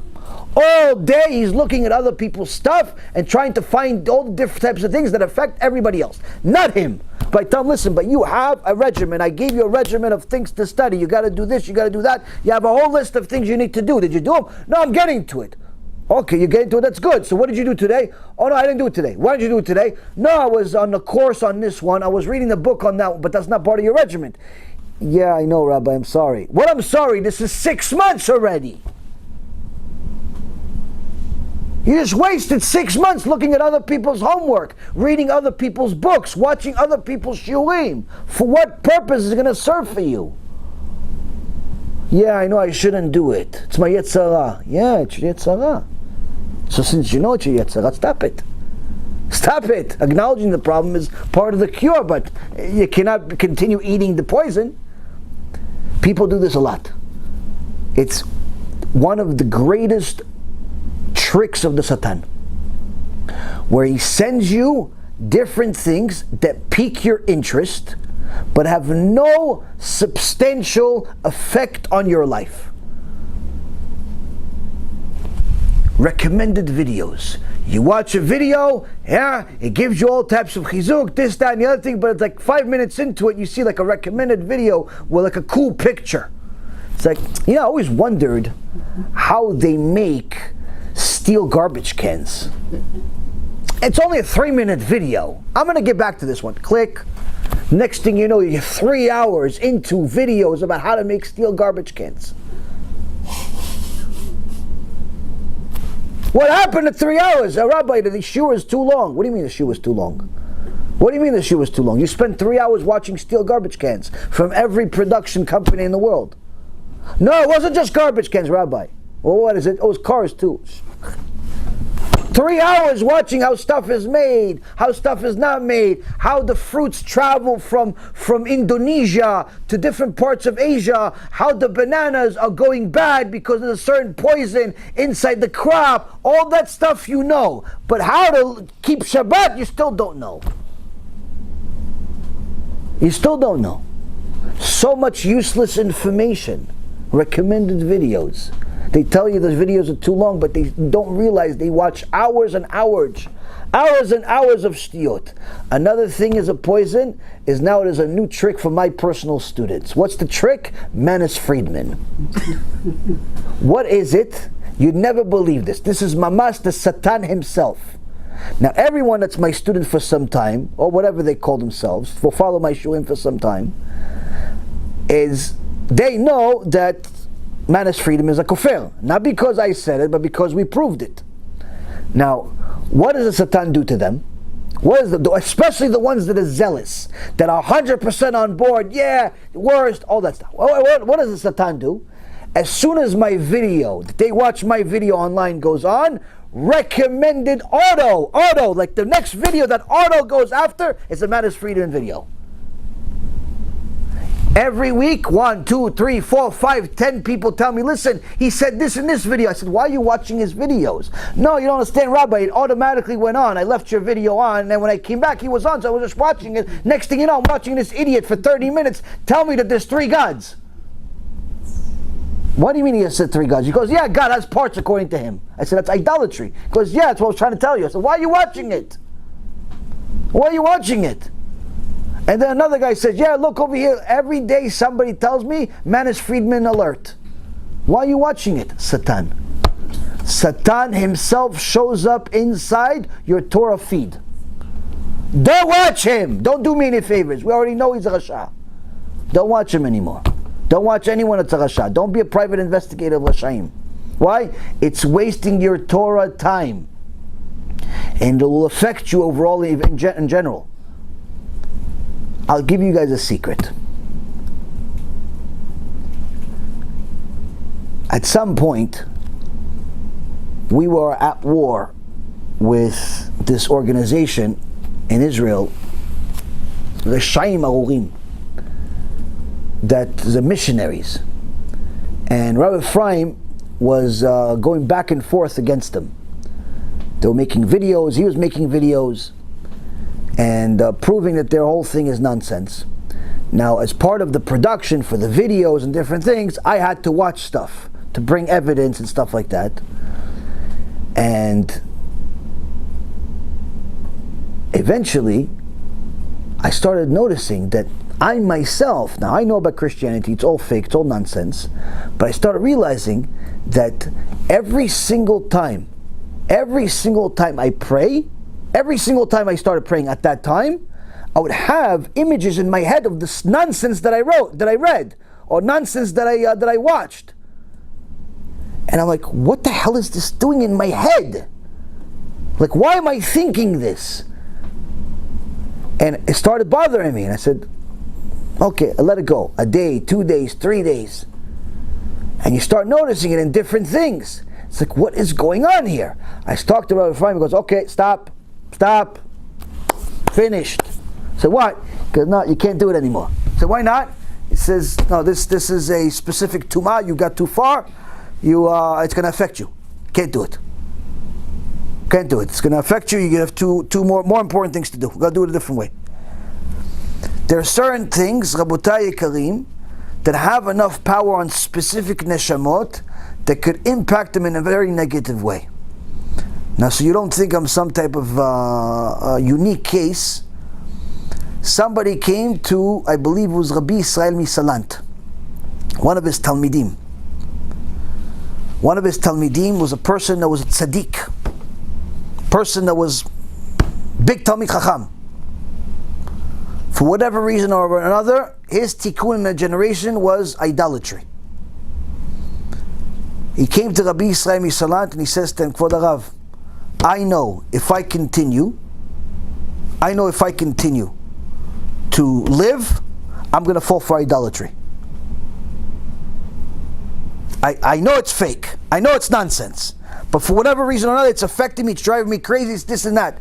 If I have to, can I kill myself? Are they going to bury me in a Jewish cemetery? Am I going to have nechama? There was a PeSach on this specific unique case. On this specific unique case, he says you're patur. You're still okay. It's for you and your level and where you are. It's for you, it's arek v'al yavor. For you, it's like die and not sin. It's better that you die and not become an idol worshiper. Even though it's not the Christians coming to your door. It's just simply things that affected your neshama. Why? The Sfarim HaKadoshim say that the Tum'ah of the world was not shared among everyone equally. And the Tum'ah, a big part of it, was condensed into a single source. In essence, there is a lot of bad everywhere, but the most power is condensed in a single place. Let's say out of 10 stages, 9 of them are in a single place and 1 is shared among the rest of the world. Just like the Kedusha, majority of it is in Am Yisrael. You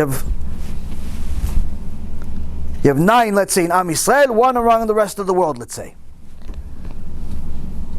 Now, many of the people that have delved into this, whether it be the Ramban or others that have delved into the Kabbalistic world and the world of the Tumah and knew how to handle it, pretty much confirmed that the Tum'ah of the world, the Satan himself, Edom is Esav. Esav is Yoshke. The Tum'ah of the world is him. 90% of the Tum'ah in the world is in his Christianity. So you're going to say, wait a minute, but they're doing much worse things in India. In some place they're eating people. In some place they're drinking the urine of cows. In other places they're doing all types of awful things. Yeah, that's bad too, but it's not like Christianity.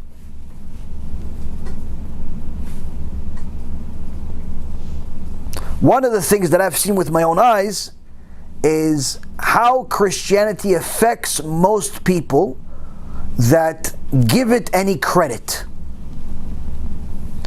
Where you see certain people that discuss Christianity on a regular basis, many of them get affected and their own ideology starts becoming distorted. It affects you. That's why I tell people, listen, you converted, abandon it. Don't continue becoming some type of a anti-missionary. Don't be an anti-missionary. Leave it, abandon it, move on. Just increase your Kedusha, increase your Judaism. Don't waste your time with being an anti-missionary. There's plenty of people that can handle it, that are doing it. Rav Tovia Singer, Jews for Judaism, are a couple of them. Rav Ephraim does it. A few people in the world that can do it and do it well. Don't play with this. Why? It's too much for you. I promise you.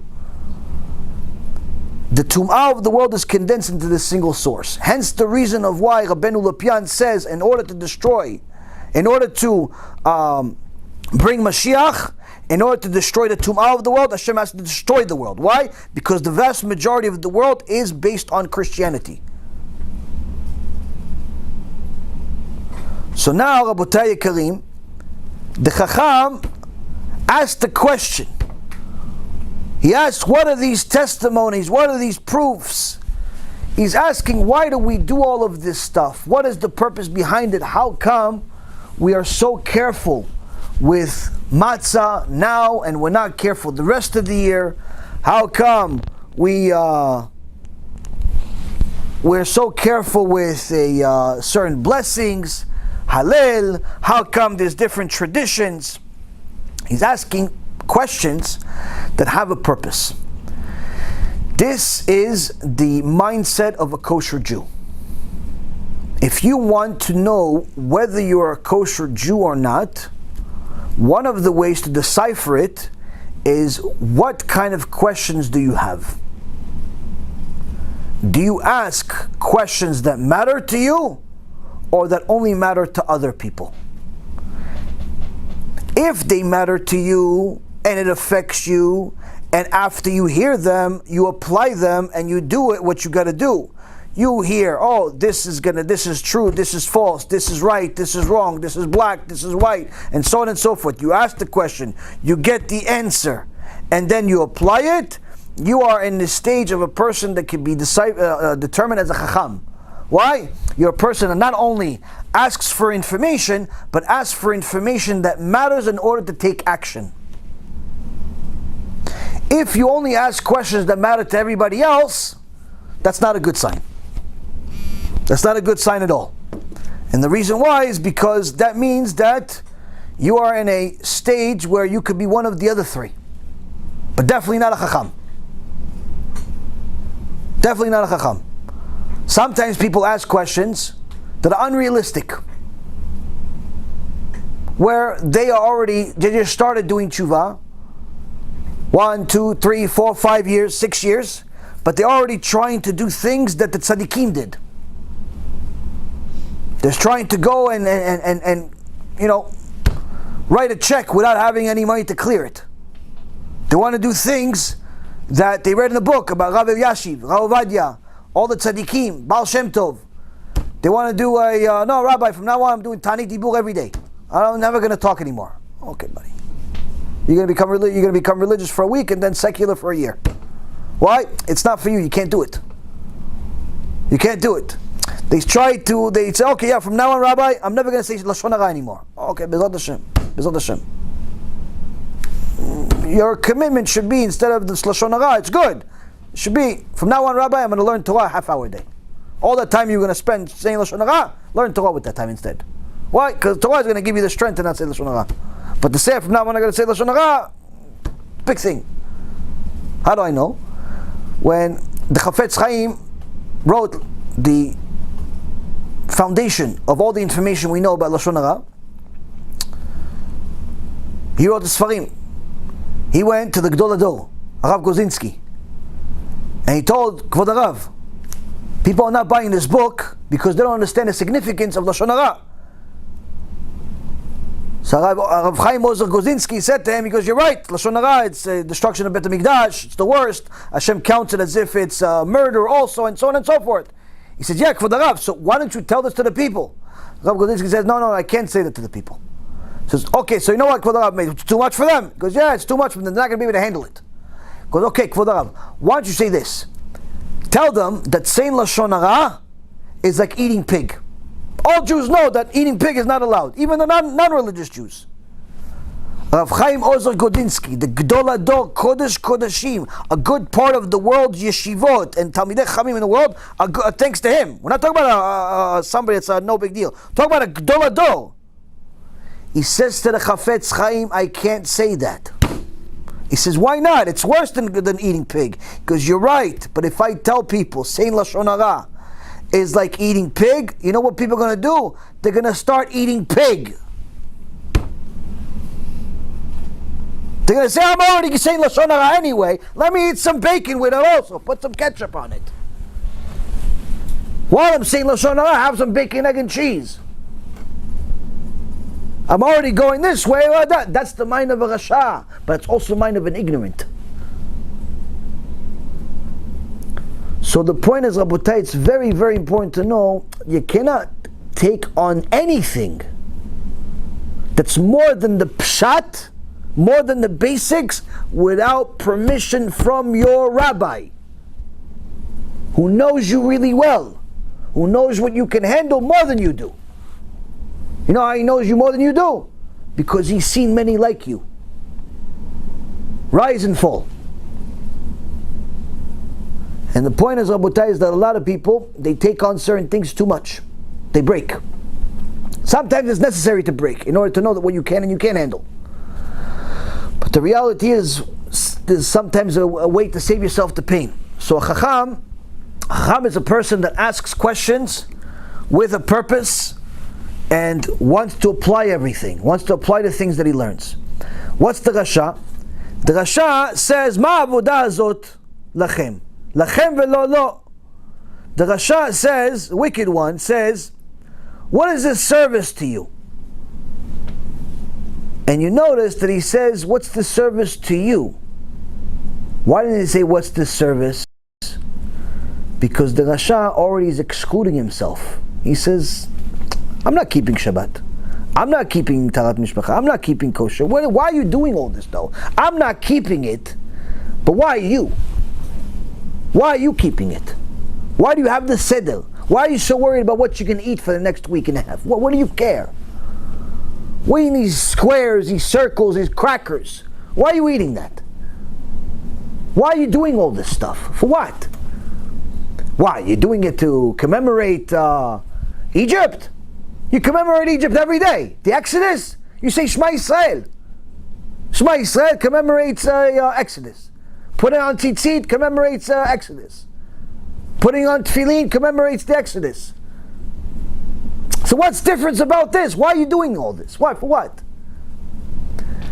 The Rasha, Rabotai, he asks the questions for what? Not because he wants to know an answer, but because he wants to make sure that you're confused. That's what the Rasha does. He doesn't ask a question because he wants the answer. Sometimes you notice people come to a lecture, they ask a question, I start answering, they leave. That's a Rasha. That's a Rasha. What? He doesn't want the answer. He wants to throw a bomb in hopes that the rabbi doesn't have the answer, so other people are confused. That's a Rasha. That's one example of a Rasha. A Rasha is also a person that when you speak, he looks at everything. If it applies to everybody else, he supports it. If it applies to him, he rejects it. He says, to them and not to me. And this Rasha sometimes shows up at the Seder. The question is, why does he show up at the Seder? Why does Rasha show up at the Seder? So, the Chachamim say that this Rasha is not a lost cause though. Although he's wicked, although he's bad, although he does bad things, he's not a lost cause. Why? He still showed up at the Seder. So it's our job to stick him next to somebody that's chacham, so he can do some kiruv, has some answers, knows what's the purpose of life, knows what to do, what not to do, who, what, when, and how, knows how to deal with these things. What if you don't have such a chacham? If you don't have such a chacham, don't invite such a rasha. You have to know how to deal with these people. Why? Because what happens is, these people, they do not stay quiet. They have to speak their minds. And if you start having a philosophical conversation with a rasha during your Seder, it could create a lot of problems. Maybe not for you, but perhaps for your kids, perhaps for your wife, perhaps for your husband, perhaps for somebody else there. So don't assume that everyone is on the same scale, on the same level of understanding. If you're going to have guests, which I'm assuming most people this year are not going to have guests, but if you're going to have people and you're going to have these types of conversations, make sure that the conversation is something that everyone can handle, not just you. Don't talk about specific issues that you know are perhaps sophisticated. The other issue is that really you're not supposed to talk about these things in the Seder table. During the Seder, you're supposed to talk about Mitzrayim, the Exodus. That's really what you're supposed to talk about. That's the mitzvah. That's the whole mitzvah, which we're going to get to at the end. Now, the Rasha has this mentality where he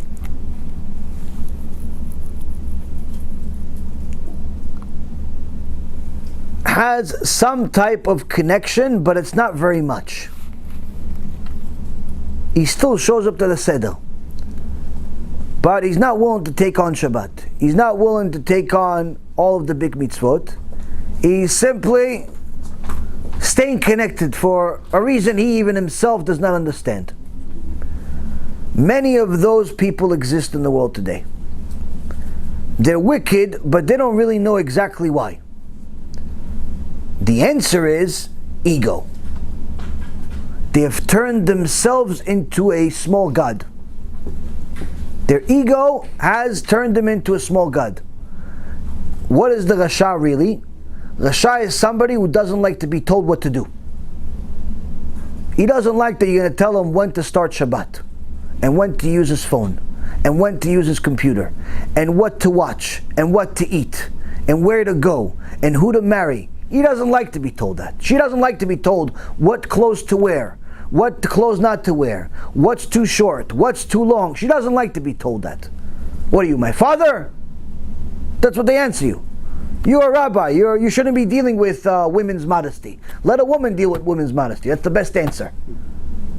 Let a woman deal with women's modesty. Yeah, well, I don't know. Apparently in the Gemara, there's no such thing. In the Gemara, it was all men. All men in the Gemara. The poskim are all men. There's no woman posek. Our halachot are made by men. So the point is, Rabotai, is that a person needs to understand is that if you are rejecting the truth, that's not an act of righteousness. It's an act of wickedness. It's an act of the Rasha that in essence is rejecting the truth despite it being true, but only because it affects you. I had somebody that from time to time communicates send me a rebuke last week. What was the rebuke? We published a video about the witness that went to India and again prove everything we've been saying for the last 4 or 5 years about how all wigs are from idolatry. Now he went there, recorded everything, recorded people that are in the business, recorded people that are idol worshippers themselves, put it all on documentation, and showed everything, and then spoke English. So it's not even like something you're relying on translations.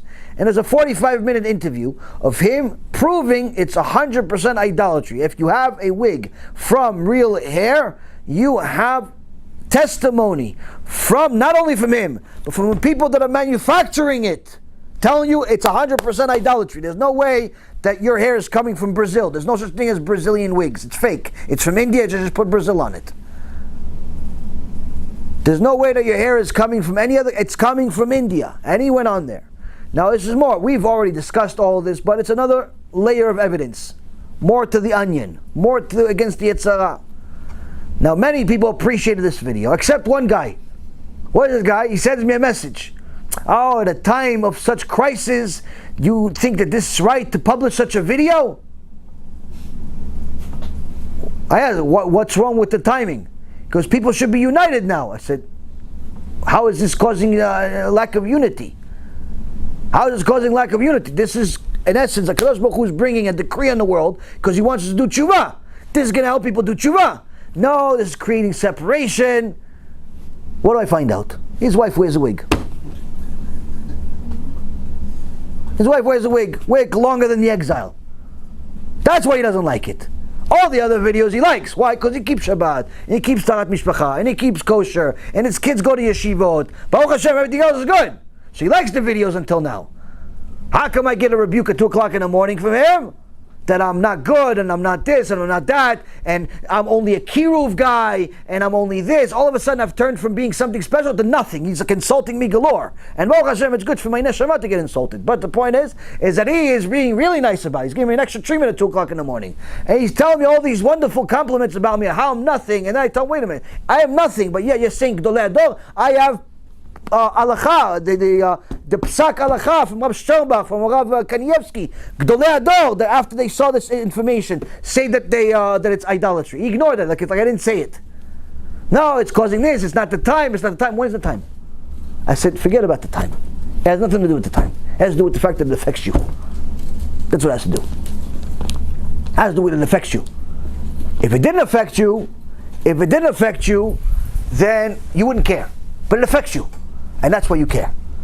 Because you don't want to do TeShuva. You want your wife to continue walking around with a wig. Or, you don't care if she wears a wig or doesn't wear a wig, but you don't want to deal with it. Meaning, she wants to wear a wig, and you don't want to be the one telling her not to wear a wig.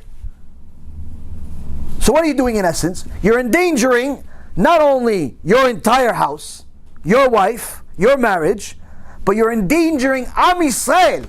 Why? Because you don't want to deal with the truth to tell your wife, honey, why don't you watch this video and let me know if you still want to wear a wig? Why don't you watch this video and let me know? Because I don't know, I saw it, it doesn't look so good. It doesn't look so good. It doesn't look as good as the wig. This video doesn't look as good as the wig. Why? The wig looks good, but the video says that this good looks doesn't look so good. Why? It's idolatry. It's benefiting from idolatry. You don't want to deal with it? So if you're righteous, you deal with it anyway. That's TeShuva. It's painful. If you're wicked, you pretend like this is bad news. Am Yisrael, Rabotai Yikarim, although they were immersed in idolatry in Egypt, they never became official Reshaim to the extent of such a person that abandons the way and completely forgets God. How do we know? Because they still pray to God. They still kept their language, still spoke Hebrew, they still used the same names, still call each other Yaakov, Yosef, Moshe, Aaron. They still dressed up like Jews. They didn't start walking around with tight jeans. They didn't start walking around with tank tops. They didn't put on tattoos. No, they didn't do that. But also, aside from those three that we all know about, they also prayed to Hashem. How do we know they prayed to Hashem? Well, it says in chapter 2 of Shmot that Am Yisrael was being tortured by the Egyptians and they cried to Hashem. What's crying to Hashem? That's praying. That's praying to Hashem. So somebody that prays to Hashem, obviously someone that believes in Hashem. Even if that person is confused and believes in some middleman, whether it be a rabbi or it be a picture or it be whatever it is, that person still has a connection to Hashem. So even those people, HaKadosh Baruch Hu wants them at the Seder, but you need to have somebody to deal with them. You need to have the information to deal with them. Because if you have somebody that's like this, come to your Seder and no one knows how to deal with it, he can turn everybody into Chashayim. So you have to be very careful who you invite. Next is the tam. The tam is a person who's just simply a simple person. Simple person.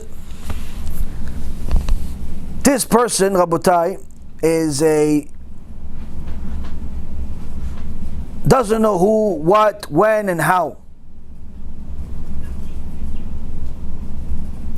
He's just a person anything shakes him. He doesn't have strong belief.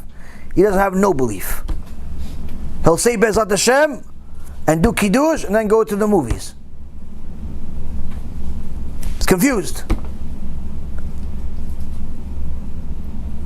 He doesn't understand the real truth about HaKadosh Baruch Hu. He doesn't understand the significance of divine providence. There were some rabbis that came to the Chafetz Chaim years ago when there was an election. And they said to the Rav, for the Rav, we have a problem. Two guys are running. One guy hates Am Yisrael, the other guy, he's okay with us. What's the problem? The guy that hates Am Yisrael, he's favored. He's favored. He's leading the elections.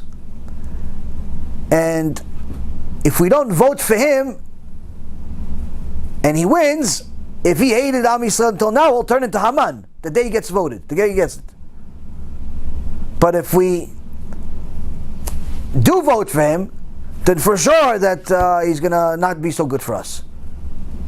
So what should we do? So Chafetz Chaim says, so vote for the person that's favored. So they looked at the Chafetz Chaim and said, wait, to vote for the anti-Semite? He goes, no. You didn't understand what I said. I said, vote for the person that's favored. I said, yeah, the favored one is the guy it's an anti-Semite. He says, no, I said the person that's favored by HaShem. The guy that's anti-Semite, surely HaKadosh Baruch Hu doesn't favor him. The other guy that likes Jews, he's okay with Jews, HaShem favors him. Shebo, yeah, he doesn't have the statistics. Statistics, HaKadosh Baruch Hu favors him, he's going to win. And that's what happened. That's what happens. When a person has complete emunah in Hashem, he can either be tamim with Hashem in a good way, or if he doesn't have emunah in Hashem, he could be tamim with Hashem in a negative way. Tamim with Hashem, in one essence, means that you're complete with Hashem. Whatever it says, I believe. HaKadosh Baruch Hu says it's going to bring me salvation, I believe. I'm sick, HaKadosh Baruch Hu says it's going to cure me if I do X, Y, Z. I believe 100%. Yeah, but it doesn't make any sense. To who? Who does it make sense to? To you or are you, B'chlal? You're flesh and body just like me. I'm nothing, you're nothing. HaKadosh Baruch Hu says he's going to do it. I'm going to take his word for it. That's tamim with Hashem. Person 100% emunah. No questions asked. But then as a person that's tamim, that's pretty much doesn't know anything, and just does whatever makes sense, whatever people tell him, even if it doesn't make sense, he just simply just goes with the flow. It's not a good way to do it. That's a person that's very, very too flexible. Like putty. One day he's with this kehillah, another day he's with a different kehillah, one day he's with this rabbi, another day he's with this rabbi. Rabbi shops every week. This rabbi says one thing he doesn't like, he throws him out. This rabbi says something he likes him, even though there's a bunch of things that are wrong with him. There's a lot of things. He's just like putty. That's not good. A person has to be strong. How do you get strong? You have to become a chacham. You have to add more knowledge to your notebook. Add more knowledge to your neshama. That's the only way. You cannot continue staying a ignoramus and think that that's going to be good. Now, there's a lot of people like this, where they're either new Baalei Tshuva that have been new already for 20 years, new converts that only knew enough to convert but don't know anything else. All they know about is Mashiach. Nothing else. They don't know any halachot. They don't know any midot. They don't know anything else. They just know one subject, that's it. That's not good. A person has to be well-grounded. He has to know certain things from the Torah. He has to learn Chumash. He has to learn halakha. He has to learn Musar. He has to fix himself. He has to learn Shlom Bayit. He has to learn 1.5 different things. Male or female. He cannot arrive at every holiday like it's the first time he ever celebrated it. If you're learning, you didn't get to it yet, no problem, you'll get to it. But if you're just simply learning the same subject every single day, all you listen to is MaShiach lectures, all you listen to is anti-Christianity lectures, all you listen to is one particular subject, even if that subject is good, it's not good. Rabbi Yaron told me years ago, and I told him, listen, I want to do a lecture about this. He goes, you already did a lecture about that. I said, yeah, but people like that topic, get a lot of views. He goes, forget about views. You do things that are necessary. You learn things that are necessary, not things that are popular. You learn the things that are necessary, not to get views, not to get fans, but to deliver information to the public that's needed. Yeah, but when I do this lecture about this subject, it's 5 views. Okay, so that's 5 views, but B'ezras Hashem can help 5 people. So what about these other subjects? There's people like it. Because learning too much about any one particular subject, meaning focusing all your attention on just one subject, even if it's good, turns it into bad. Meaning, it could be the best subject in the world, most important subject in the world, but if that's your only focus, it automatically will turn to bad. Meaning, you could be, let's say Shabbat, Kodesh Kodashim, Shabbat, right? But if every one of your lectures is only about Shabbat, not good. Wigs, terrible, no good. Avodah Zarah, all these things. If every lecture is about wigs, no good. HaBRIT, Tikkun of the generation. If every lecture is about HaBRIT, no good. Why? The Torah is huge. Huge to no end. If you focus on one thing, not only do you minimize the Torah for others and for yourself, but also you start distorting your own opinion to one side, no longer seeing the truth in an unbiased way. Why? Because you're so focused on one part that if someone were to bring you new evidence that shakes up the foundation of what you thought was true, you will not accept it anymore. Why? Because you're addicted. No good. That's not Torah. Torah, Rabotai Yekarim, is you disseminate the information that's true, that's proven, but that's not just one-sided, that's not just one subject, that's not just one facet. You have to be well-rounded when it comes to Torah. That's why it doesn't matter what Chacham it was. Whether he learned Torah for 20 years or 100 years, he's always called a Talmid Chacham. A wise student. Why? Because a person that learns Torah is always a student. Now, a person that does not want to learn Torah, there's simply no hope for him. There's simply no hope for him. And that's why one of the Gdolim says, how come the Rasha came before the person that is the Tam? The person that does that's really simple. He says because the Rasha is spicy, he's fiery. He'll throw some curveballs at you, but he still has something in him. The person who is just so simple, doesn't want to ask, doesn't want to do nothing, he's just there like putty. He says he's hopeless. If he doesn't get himself off of his tuchus, to start asking some questions, to do some TeShuva, to reflect, to do something about it, he's hopeless. The Rasha is better than him. If he doesn't start watching better lectures that put his neshama on fire, the Rasha is better than him. Why? The Rasha at least has some hope. He just needs to find the right teacher. And what about she'eno yodea lishol? Person doesn't know how to ask. This one doesn't say much to us. He doesn't even know what to ask. This, Rabotai Yekarim, is one of the reasons why Rabbi Yaron and I both agreed that it's not time for Mashiach right this second. We need more time. Why? Not that HaShem takes our consideration into any account whatsoever, or that we're part of a decision process, but just an opinion. Mine's worth nothing, his worth a penny. You finish the shah so many times, it's worth something. Penny. Why? Because a good part of Am Yisrael is the fourth one. She'eno yodea lishol. They don't even know what they don't know. There are so many people that are living life against the Torah, and they don't even like the Torah, but they've never actually read it for themselves. They just heard hearsay from somebody else that said, "Oh, do you believe that the Torah promotes slavery? Wow, can you believe that the Torah, kills animals and they don't even eat all of them? Can you believe that the Torah restricts people's clothing?" They don't even know what this means, but they hear this and it negates their liberal mentality that they've been fed this poison for their whole life. So automatically they reject the Torah without even knowing what's in it. They don't even know what it means, slavery. I have a friend for almost 30 years.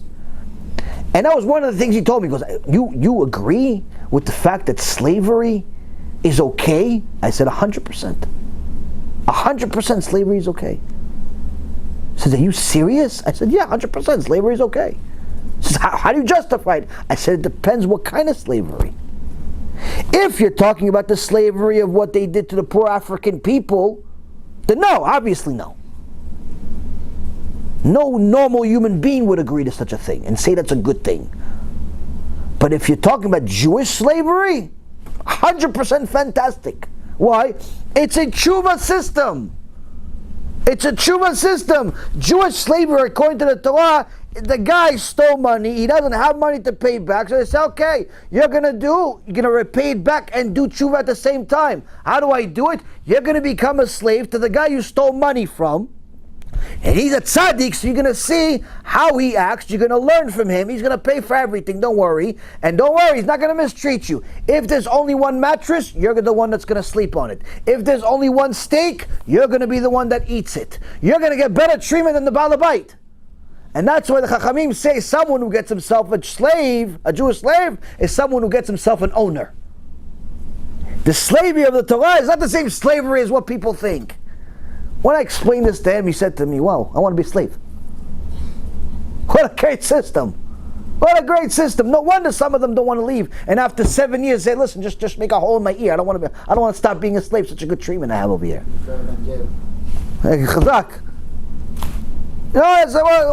So that's the thing. Yeah? People reject the Torah without even knowing why. What? I'm not going to work on Shabbat. You're crazy. I need to make money. But if HaKadosh Baruch Hu, you believe in HaKadosh Baruch Hu? Yeah, 100% I believe in HaKadosh Baruch Hu. So if HaKadosh Baruch Hu said, I'm going to give you money if you don't work on Shabbat.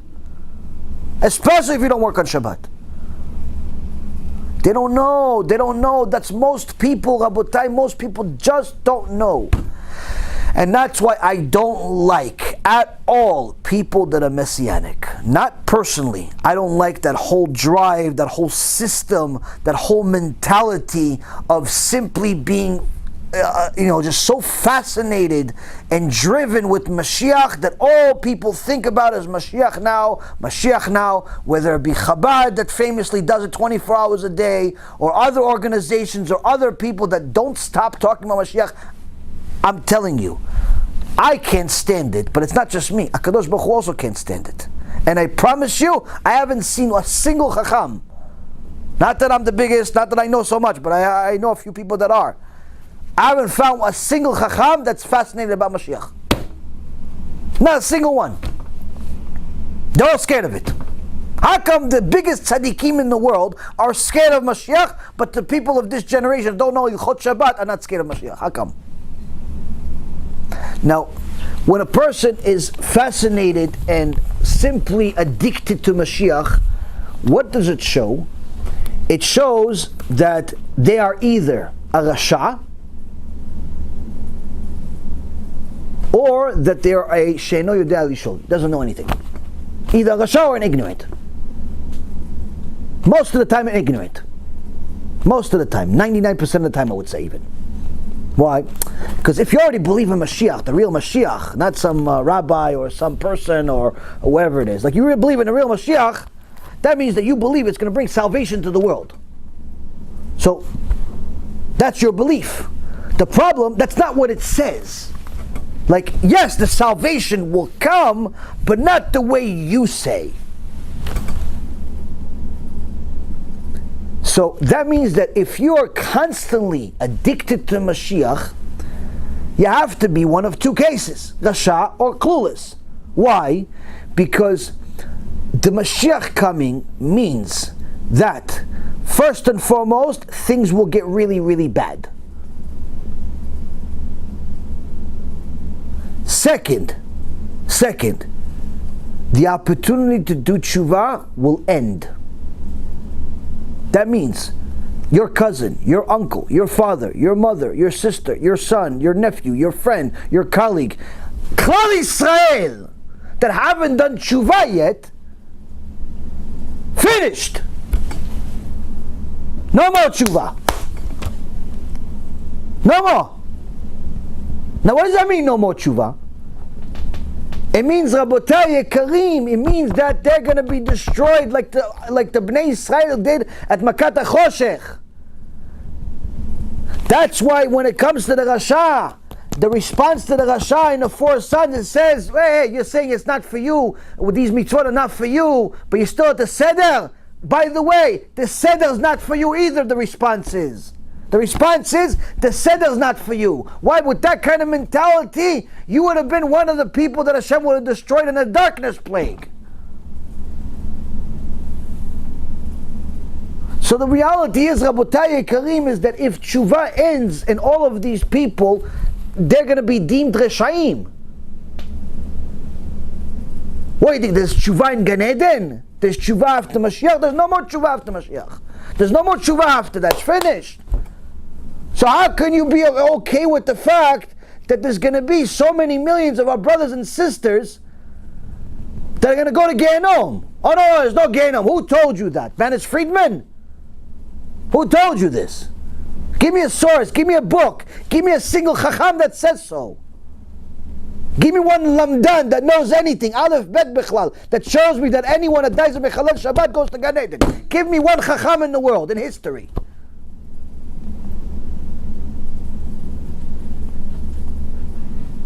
You have 80% of Am Yisrael, hopefully less now, that are not even Shomrei Torah Mitzvot, don't keep Shabbat. Mashiach comes tomorrow, Rabotai Karim. What do you think, he's going to Gan Eden?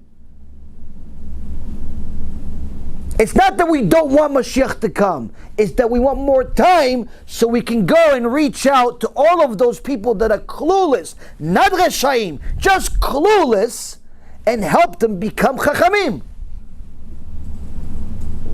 So all of those people that are just fascinated, oh, Mashiach will come now. What do you think Mashiach is? Social Security office?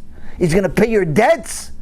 What about all of the people? How can you be happy about the fact that you have a situation where so many people do not know Hashem? They pray to a rabbi. They pray to a statue. They pray to nothing. They pray to money. Instead of being so zealous about Mashiach coming, why don't you be so zealous to bring those people closer to Hashem? Because once Mashiach comes, it says that the Mashiach is going to kill people with his mouth.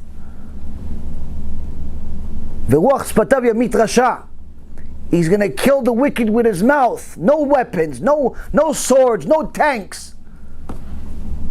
Who's the Rasha? Who do you think the Rasha is?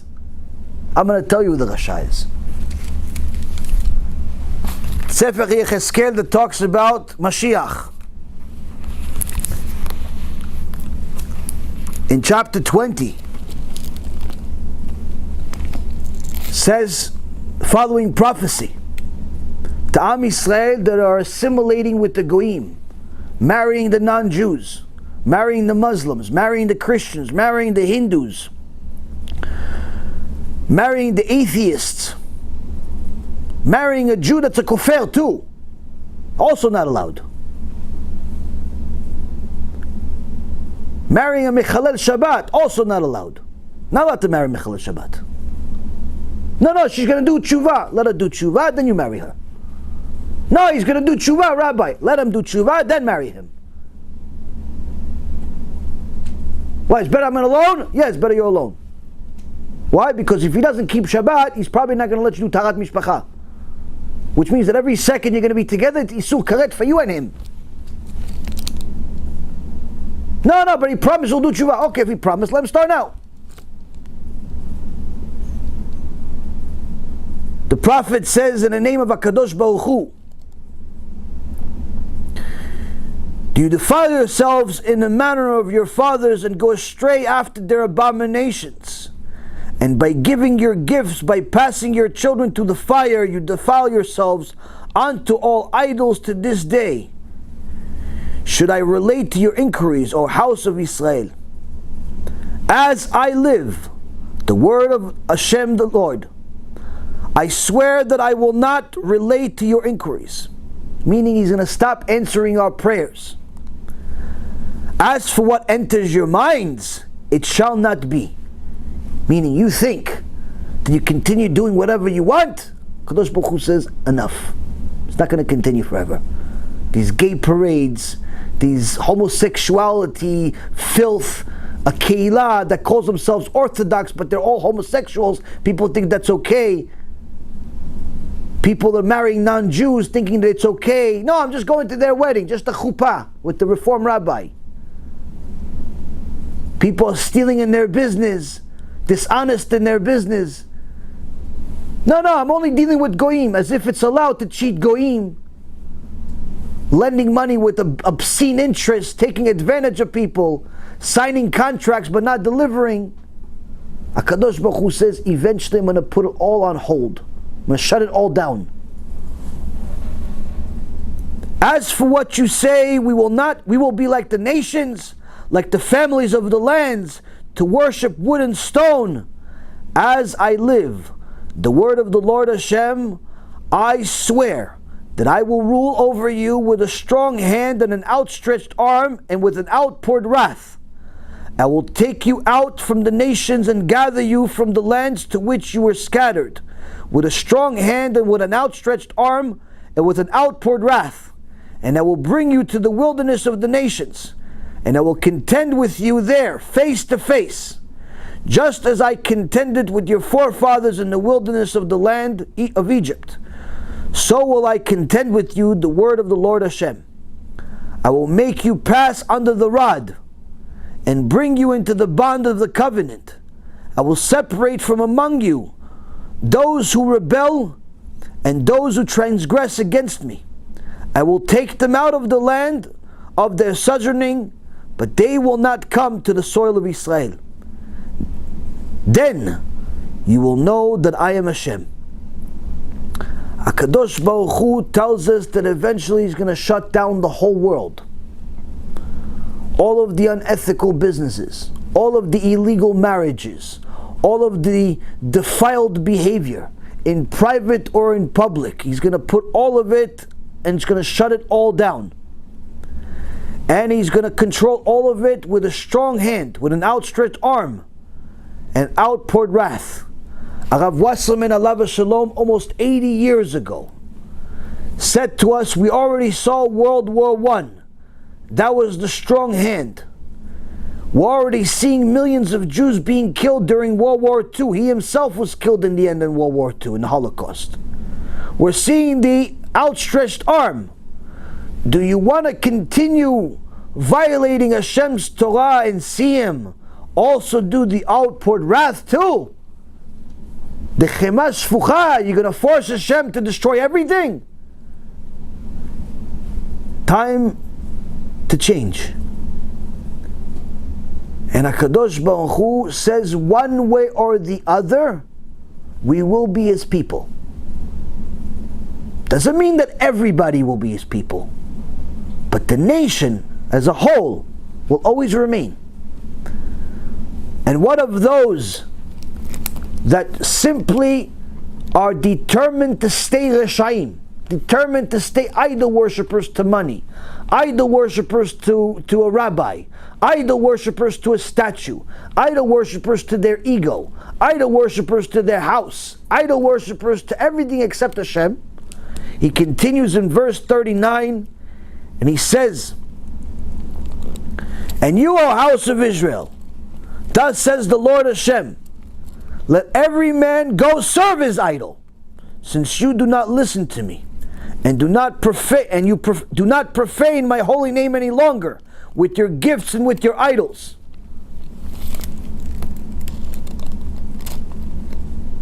But on my holy mountain, on the mountain of the height of Israel, the word of the Lord Hashem, There the entire house of Israel, all of it, will serve me in the land. There I will accept them favorably, and there I will seek your tributes and the finest of your offerings with all of your consecrated things. So here you see, it contradicts. On one hand, he says, you stay wicked, you want to serve idols, go where serve your idols. Just stop being Chilul Hashem.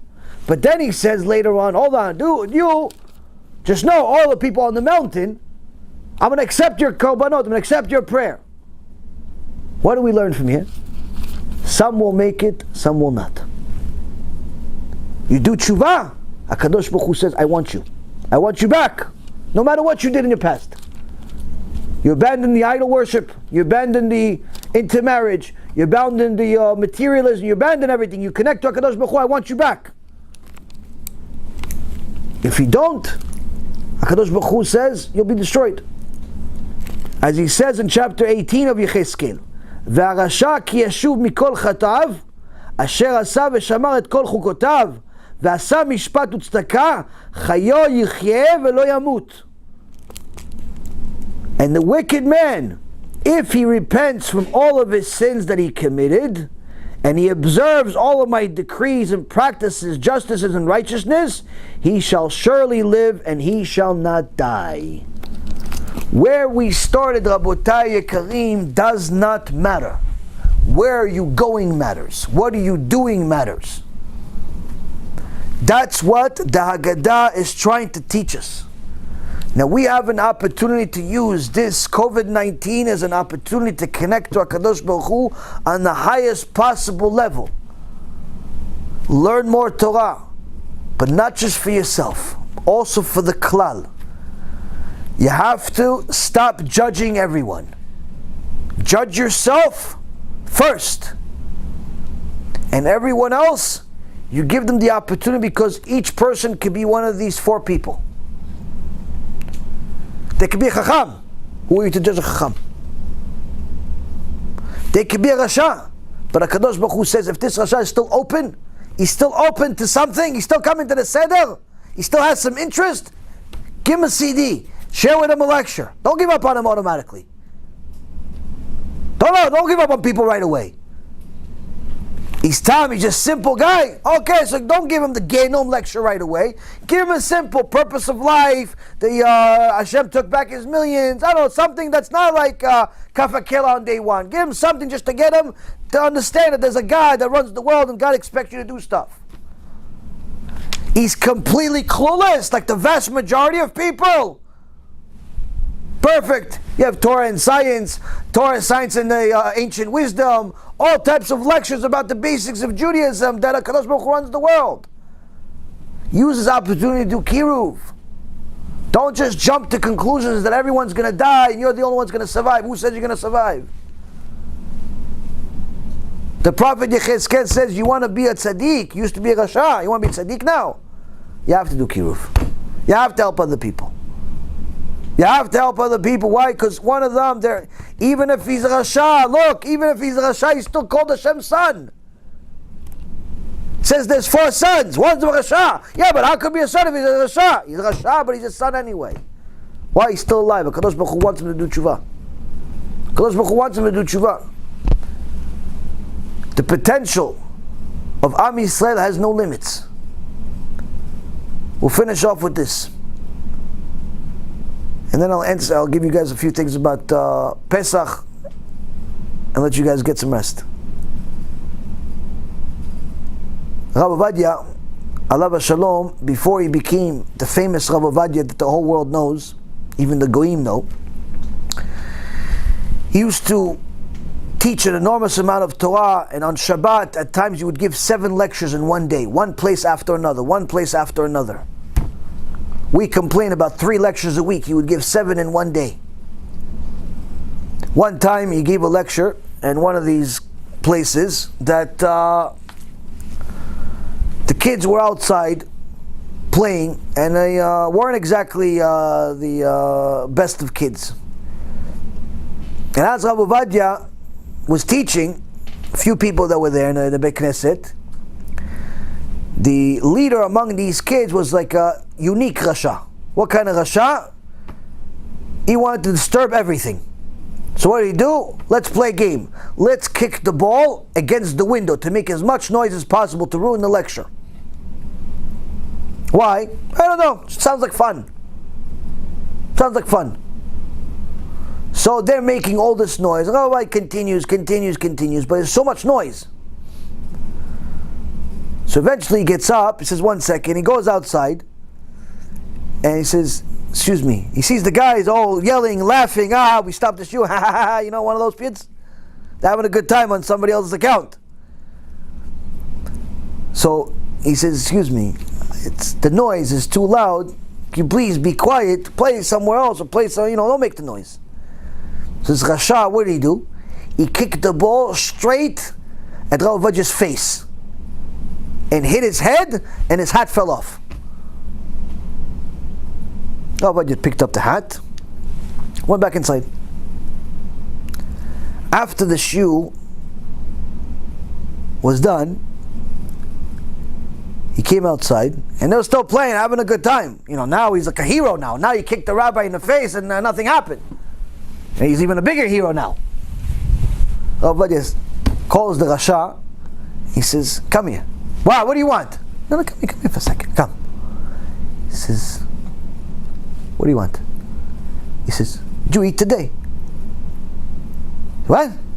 You eat food. You eat? No, I didn't eat. You want to come to my house and eat? Yeah, sure. Takes him to his house to eat. This kid looks like Yeshua Parua. You know guys know Yeshua Parua? It's an old cartoon from 50 years ago. It looks like a mess. His hair is over here. He looks like he's a criminal. Mamash criminal. And that's what happened. The kids, when they're not watched, there's no education, no this, they turn into criminals. Rav Ovadiah takes him to the house. The Rabbanit says, when I saw this Rav Ovadiah show up with this kid, I thought it was like a hold-up or something.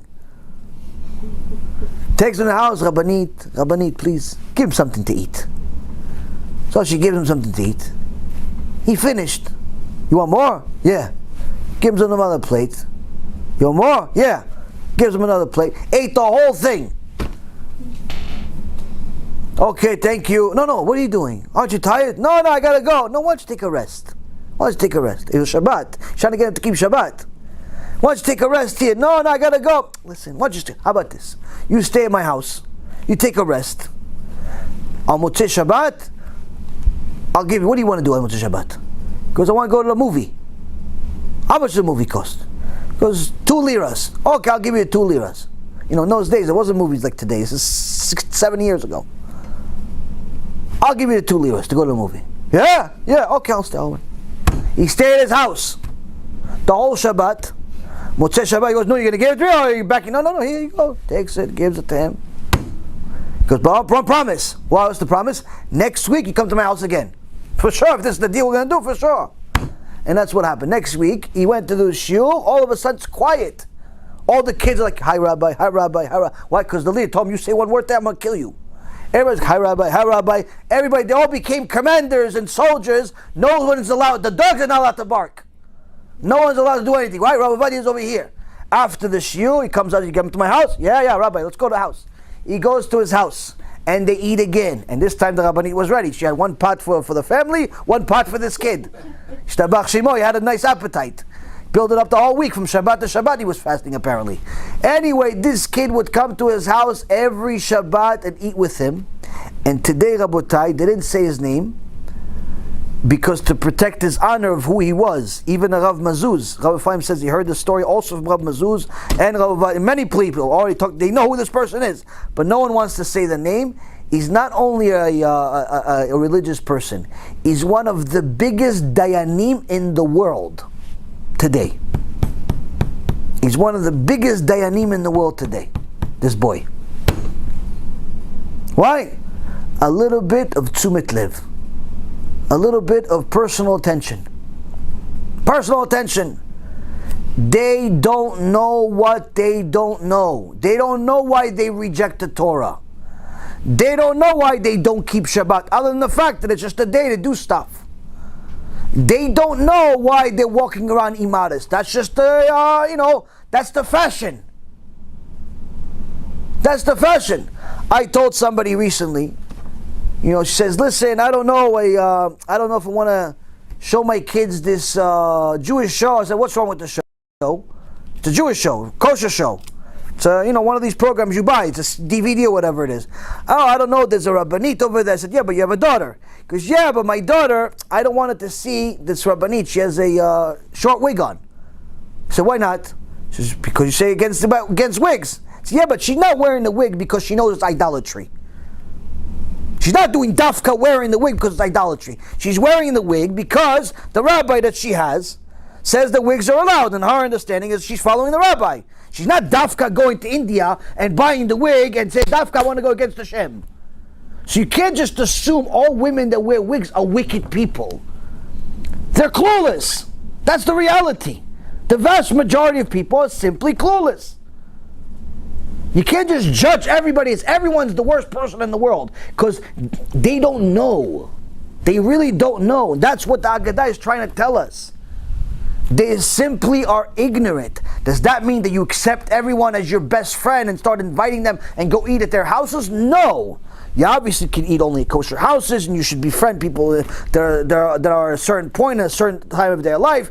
But the point is that when it comes to Kiruv, when it comes to Klal Yisrael, when it comes to praying about people, when it comes to helping people, put everything aside.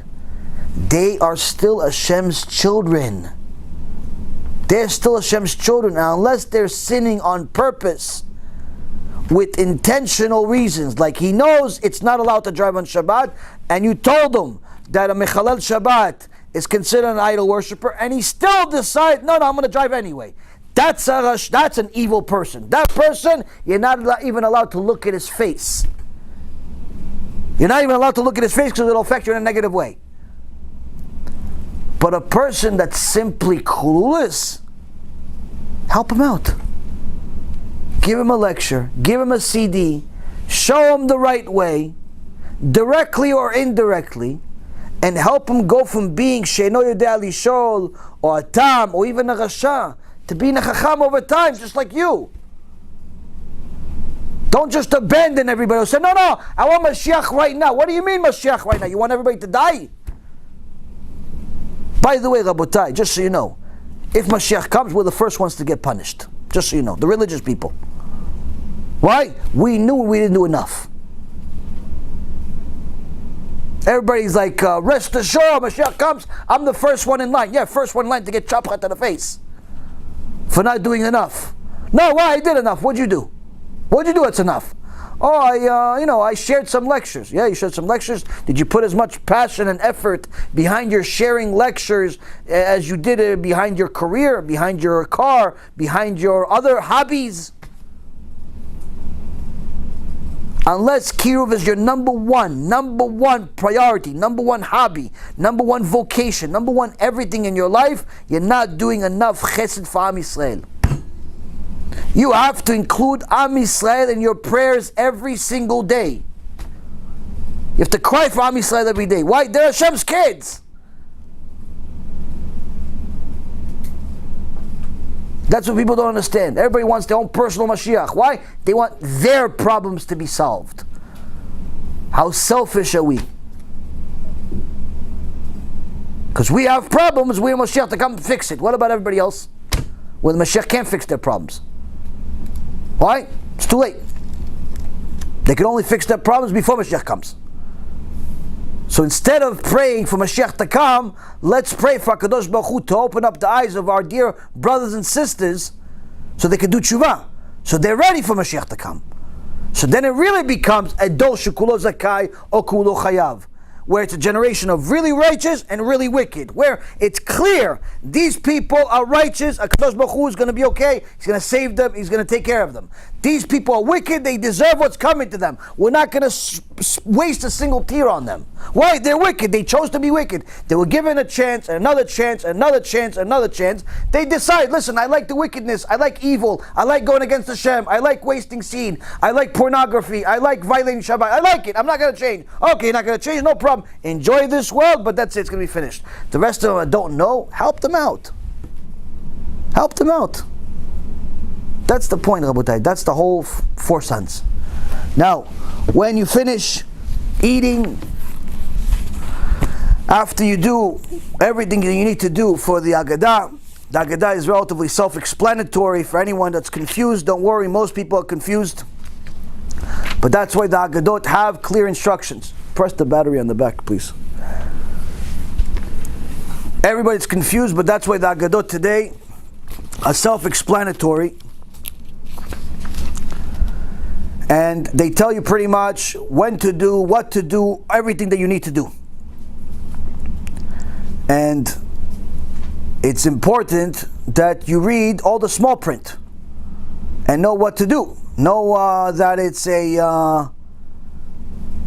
not a suggestion. So in the beginning, you eat the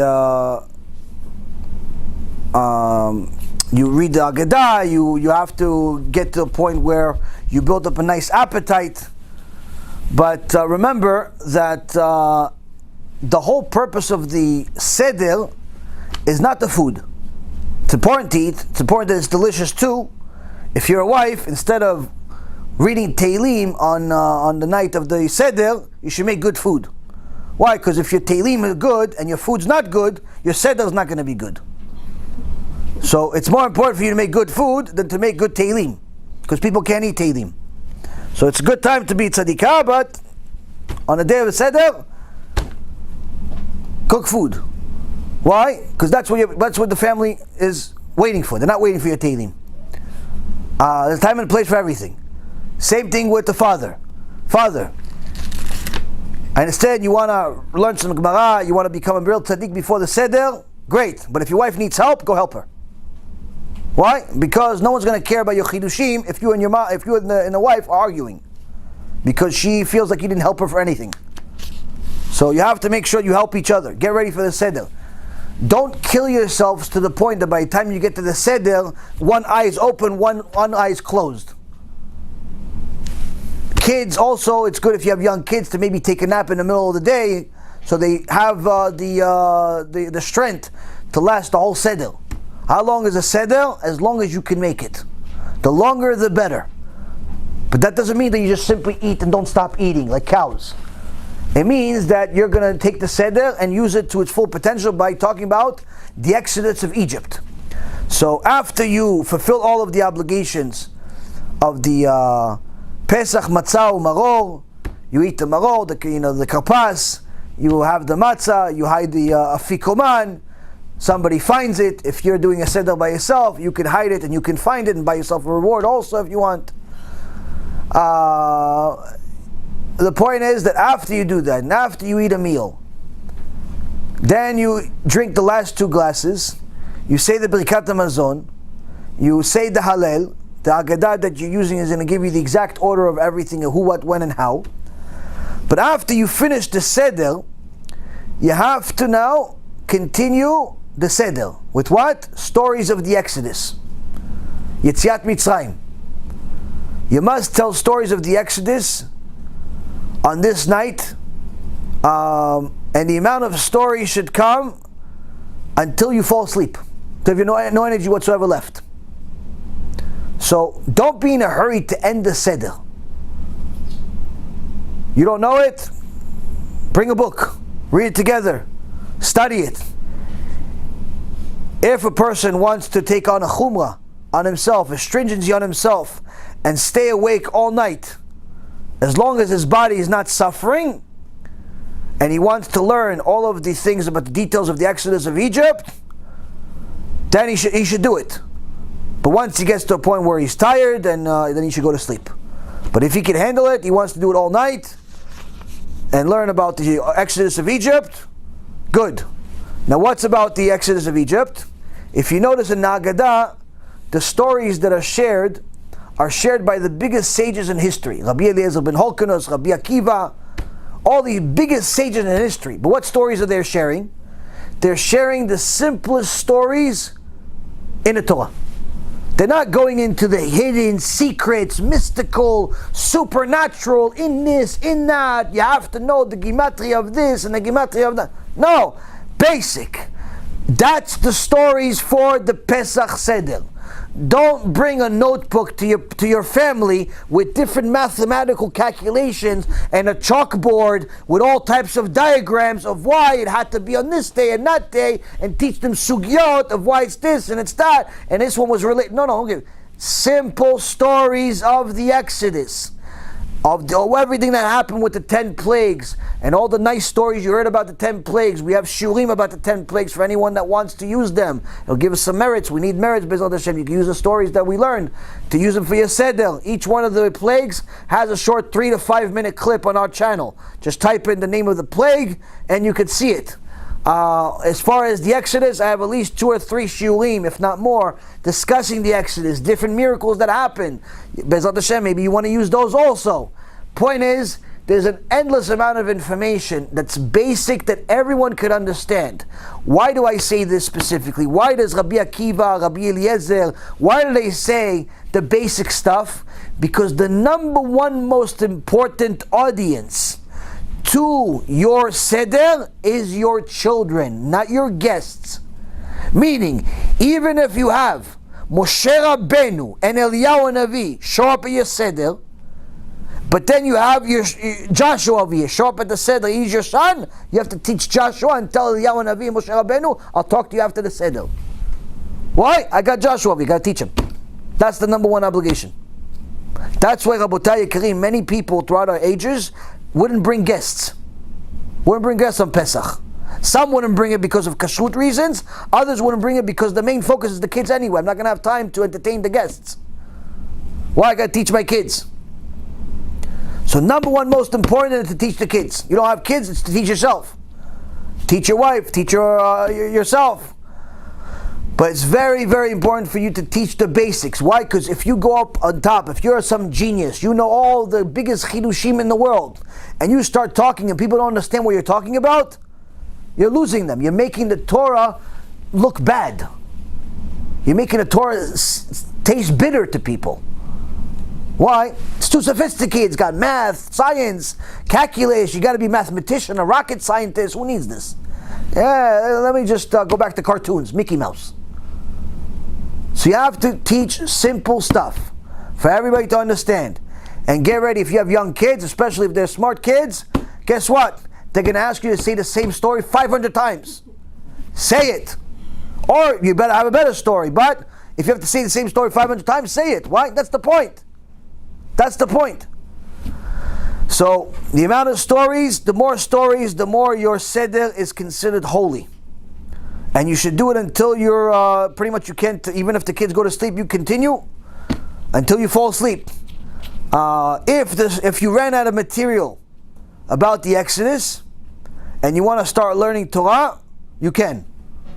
Like other parts of the Torah, whether it be anything else, that's good. It's better to link whatever you're learning to PeSach. So learning Ilchot PeSach, learning about PeSach and things like that. But technically you could learn anything that you want. If you're studying at night and you fall asleep and then you wake up, it's not mandatory for you to continue learning the PeSach laws or the stories of the Exodus, but if you want to take on the stringency on yourself, you will be blessed for it. This is all in the Rabbi Ephraim's book, Achtov L'Yisrael, the second part, in Siman number 8. Now, it's very, very important for you to listen to this last thing. It doesn't matter if your food is good. Even though I made a big deal out of it to make you laugh, it doesn't matter if your food is good. It doesn't even matter if your stories are good. You know what matters? If you're happy during the Seder and you don't argue with each other. If you argue with your wife, if you argue with your husband, even if your food is the most delicious food in the world that Moshe Rabbeinu wants to come from Olam HaBa, take a taste. Even if your stories are so sweet that Rabbi Akiva himself never heard it. If you argue with each other, your whole Seder goes to the garbage. It's all worthless. It's all worthless. Do not argue during the Seder, or before the Seder, or after the Seder, or period. But especially during. Why? This, Rabotai, is the main event. This is the main event. We have to understand, during PeSach, we do something unusual. We open the door for Eliyahu Navi. Why do we open the door for Eliyahu Navi? Why? Eliyahu Navi can't open the door for himself? He's already an angel. Eliyahu Navi really needs the door. Why? He can't get into the house without you opening the door. What is he really teaching us? Eliyahu Navi can walk into your house with or without you opening the door. Eliyahu Navi can walk into your house with or without your knowledge, with or without your agreement. But Eliyahu Navi is saying, open the door for me. Meaning, I'm ready. Put me in, coach. I'm ready. What does it mean ready? Open your heart. Open your heart, your stubborn heart, and stop being so arrogant, stop being so stingy, stop being this, stop being that. Open your heart. That means, Rabotai Kareem, it's not just Eliyahu Navi that we have to expect. We have to expect also the Yetzer Hara is going to come too. You know why he's going to come? Anywhere Eliyahu Navi comes, he wants to interfere. Anywhere there's Kedusha, the Yetzer Hara wants to interfere. So the Yetzer Hara is going to want to come also and cause you and your wife to get into an argument. You and your husband to get into an argument. You and the kids to get into an argument. You yell at the kids, the kill yell, bah. Don't let them. Say, listen, Yetzer Hara, you either behave, sit here like everybody else, or get out. No arguing in this house. No arguing in this house. Why? It's Leila Seder. On Leila Seder, Rabotai, on Leila Seder, there's no arguing. You have to do everything possible to avoid all arguments. If that means you have to simply be quiet, then be quiet. It's much more valuable to be quiet than to argue. So with all of this, B'ezrat Hashem, hopefully B'ezrat Hashem, we will have a fantastic Seder that brings bracha to ourselves, to our families, to Klal Yisrael. Maybe each one of us start thinking about what can we take on for this new year, because as we all know, the new year is the not just Rosh Hashanah. We have 4 New Years, and one of them is Nisan. Rosh Chodesh Nisan is the new year. That's our new year. We have to take something on. We have all types of extraordinary things happening in the world. It's time for Am Yisrael to do TeShuva, but it requires the help from us. If you've watched this lecture this far and haven't shared it, there's something wrong with you. Start sharing it. Share the lecture. Make sure other people can benefit from the Torah. Don't be selfish, because they could be a Chacham, they could be a Rasha, they could be a Tam, they could be a She'eno Yodea Lisho, they could be one of them. But either way, they're Hashem's kids. And Hashem wants them to do TeShuva before He brings MaShiach. Before He brings MaShiach. If we help Him get His kids back home, the Zohar Kadosh says that when we get up to the Shamayim, no one can touch us. People always ask me, is there a way to avoid Gehenom? I did some bad stuff. Is there a way to avoid Gehenom? Yes, there is. The trick. First of all, stop sinning. Intentional. Second of all, even more important, believe it or not, even more important, because you're probably going to sin anyway, but at least don't do it intentionally. Make sure you invest in Kiruv. Help Am Yisrael do TeShuva. That should be your number one hobby, your number one investment, your number one focus, your number one everything. That's what HaKadosh Baruch Hu wants. If you help people do TeShuva, you get up to Shamayim, the Zohar Kadosh. The Zohar Kadosh says no one can touch you. Why? You're HaKadosh Baruch Hu's best friend. You brought him thousands of people back home. He's been looking for them for thousands of years. This Haggadah is a commemoration of HaKadosh Baruch Hu gaining His sons, but also losing some at the same time. It's a reminder for all of us that HaKadosh Baruch Hu is waiting for us for 3,300 years.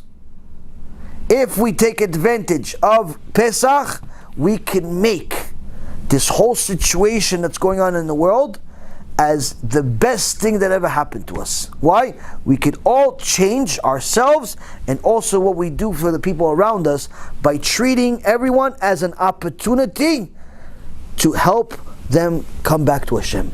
Be'ezrat Hashem, each one of us takes this opportunity to do it, takes this mitzvah seriously, and Be'ezrat Hashem makes Hashem very, very happy before He brings Mashiach Tzidkenu. B'mehera b'yameinu. Amen.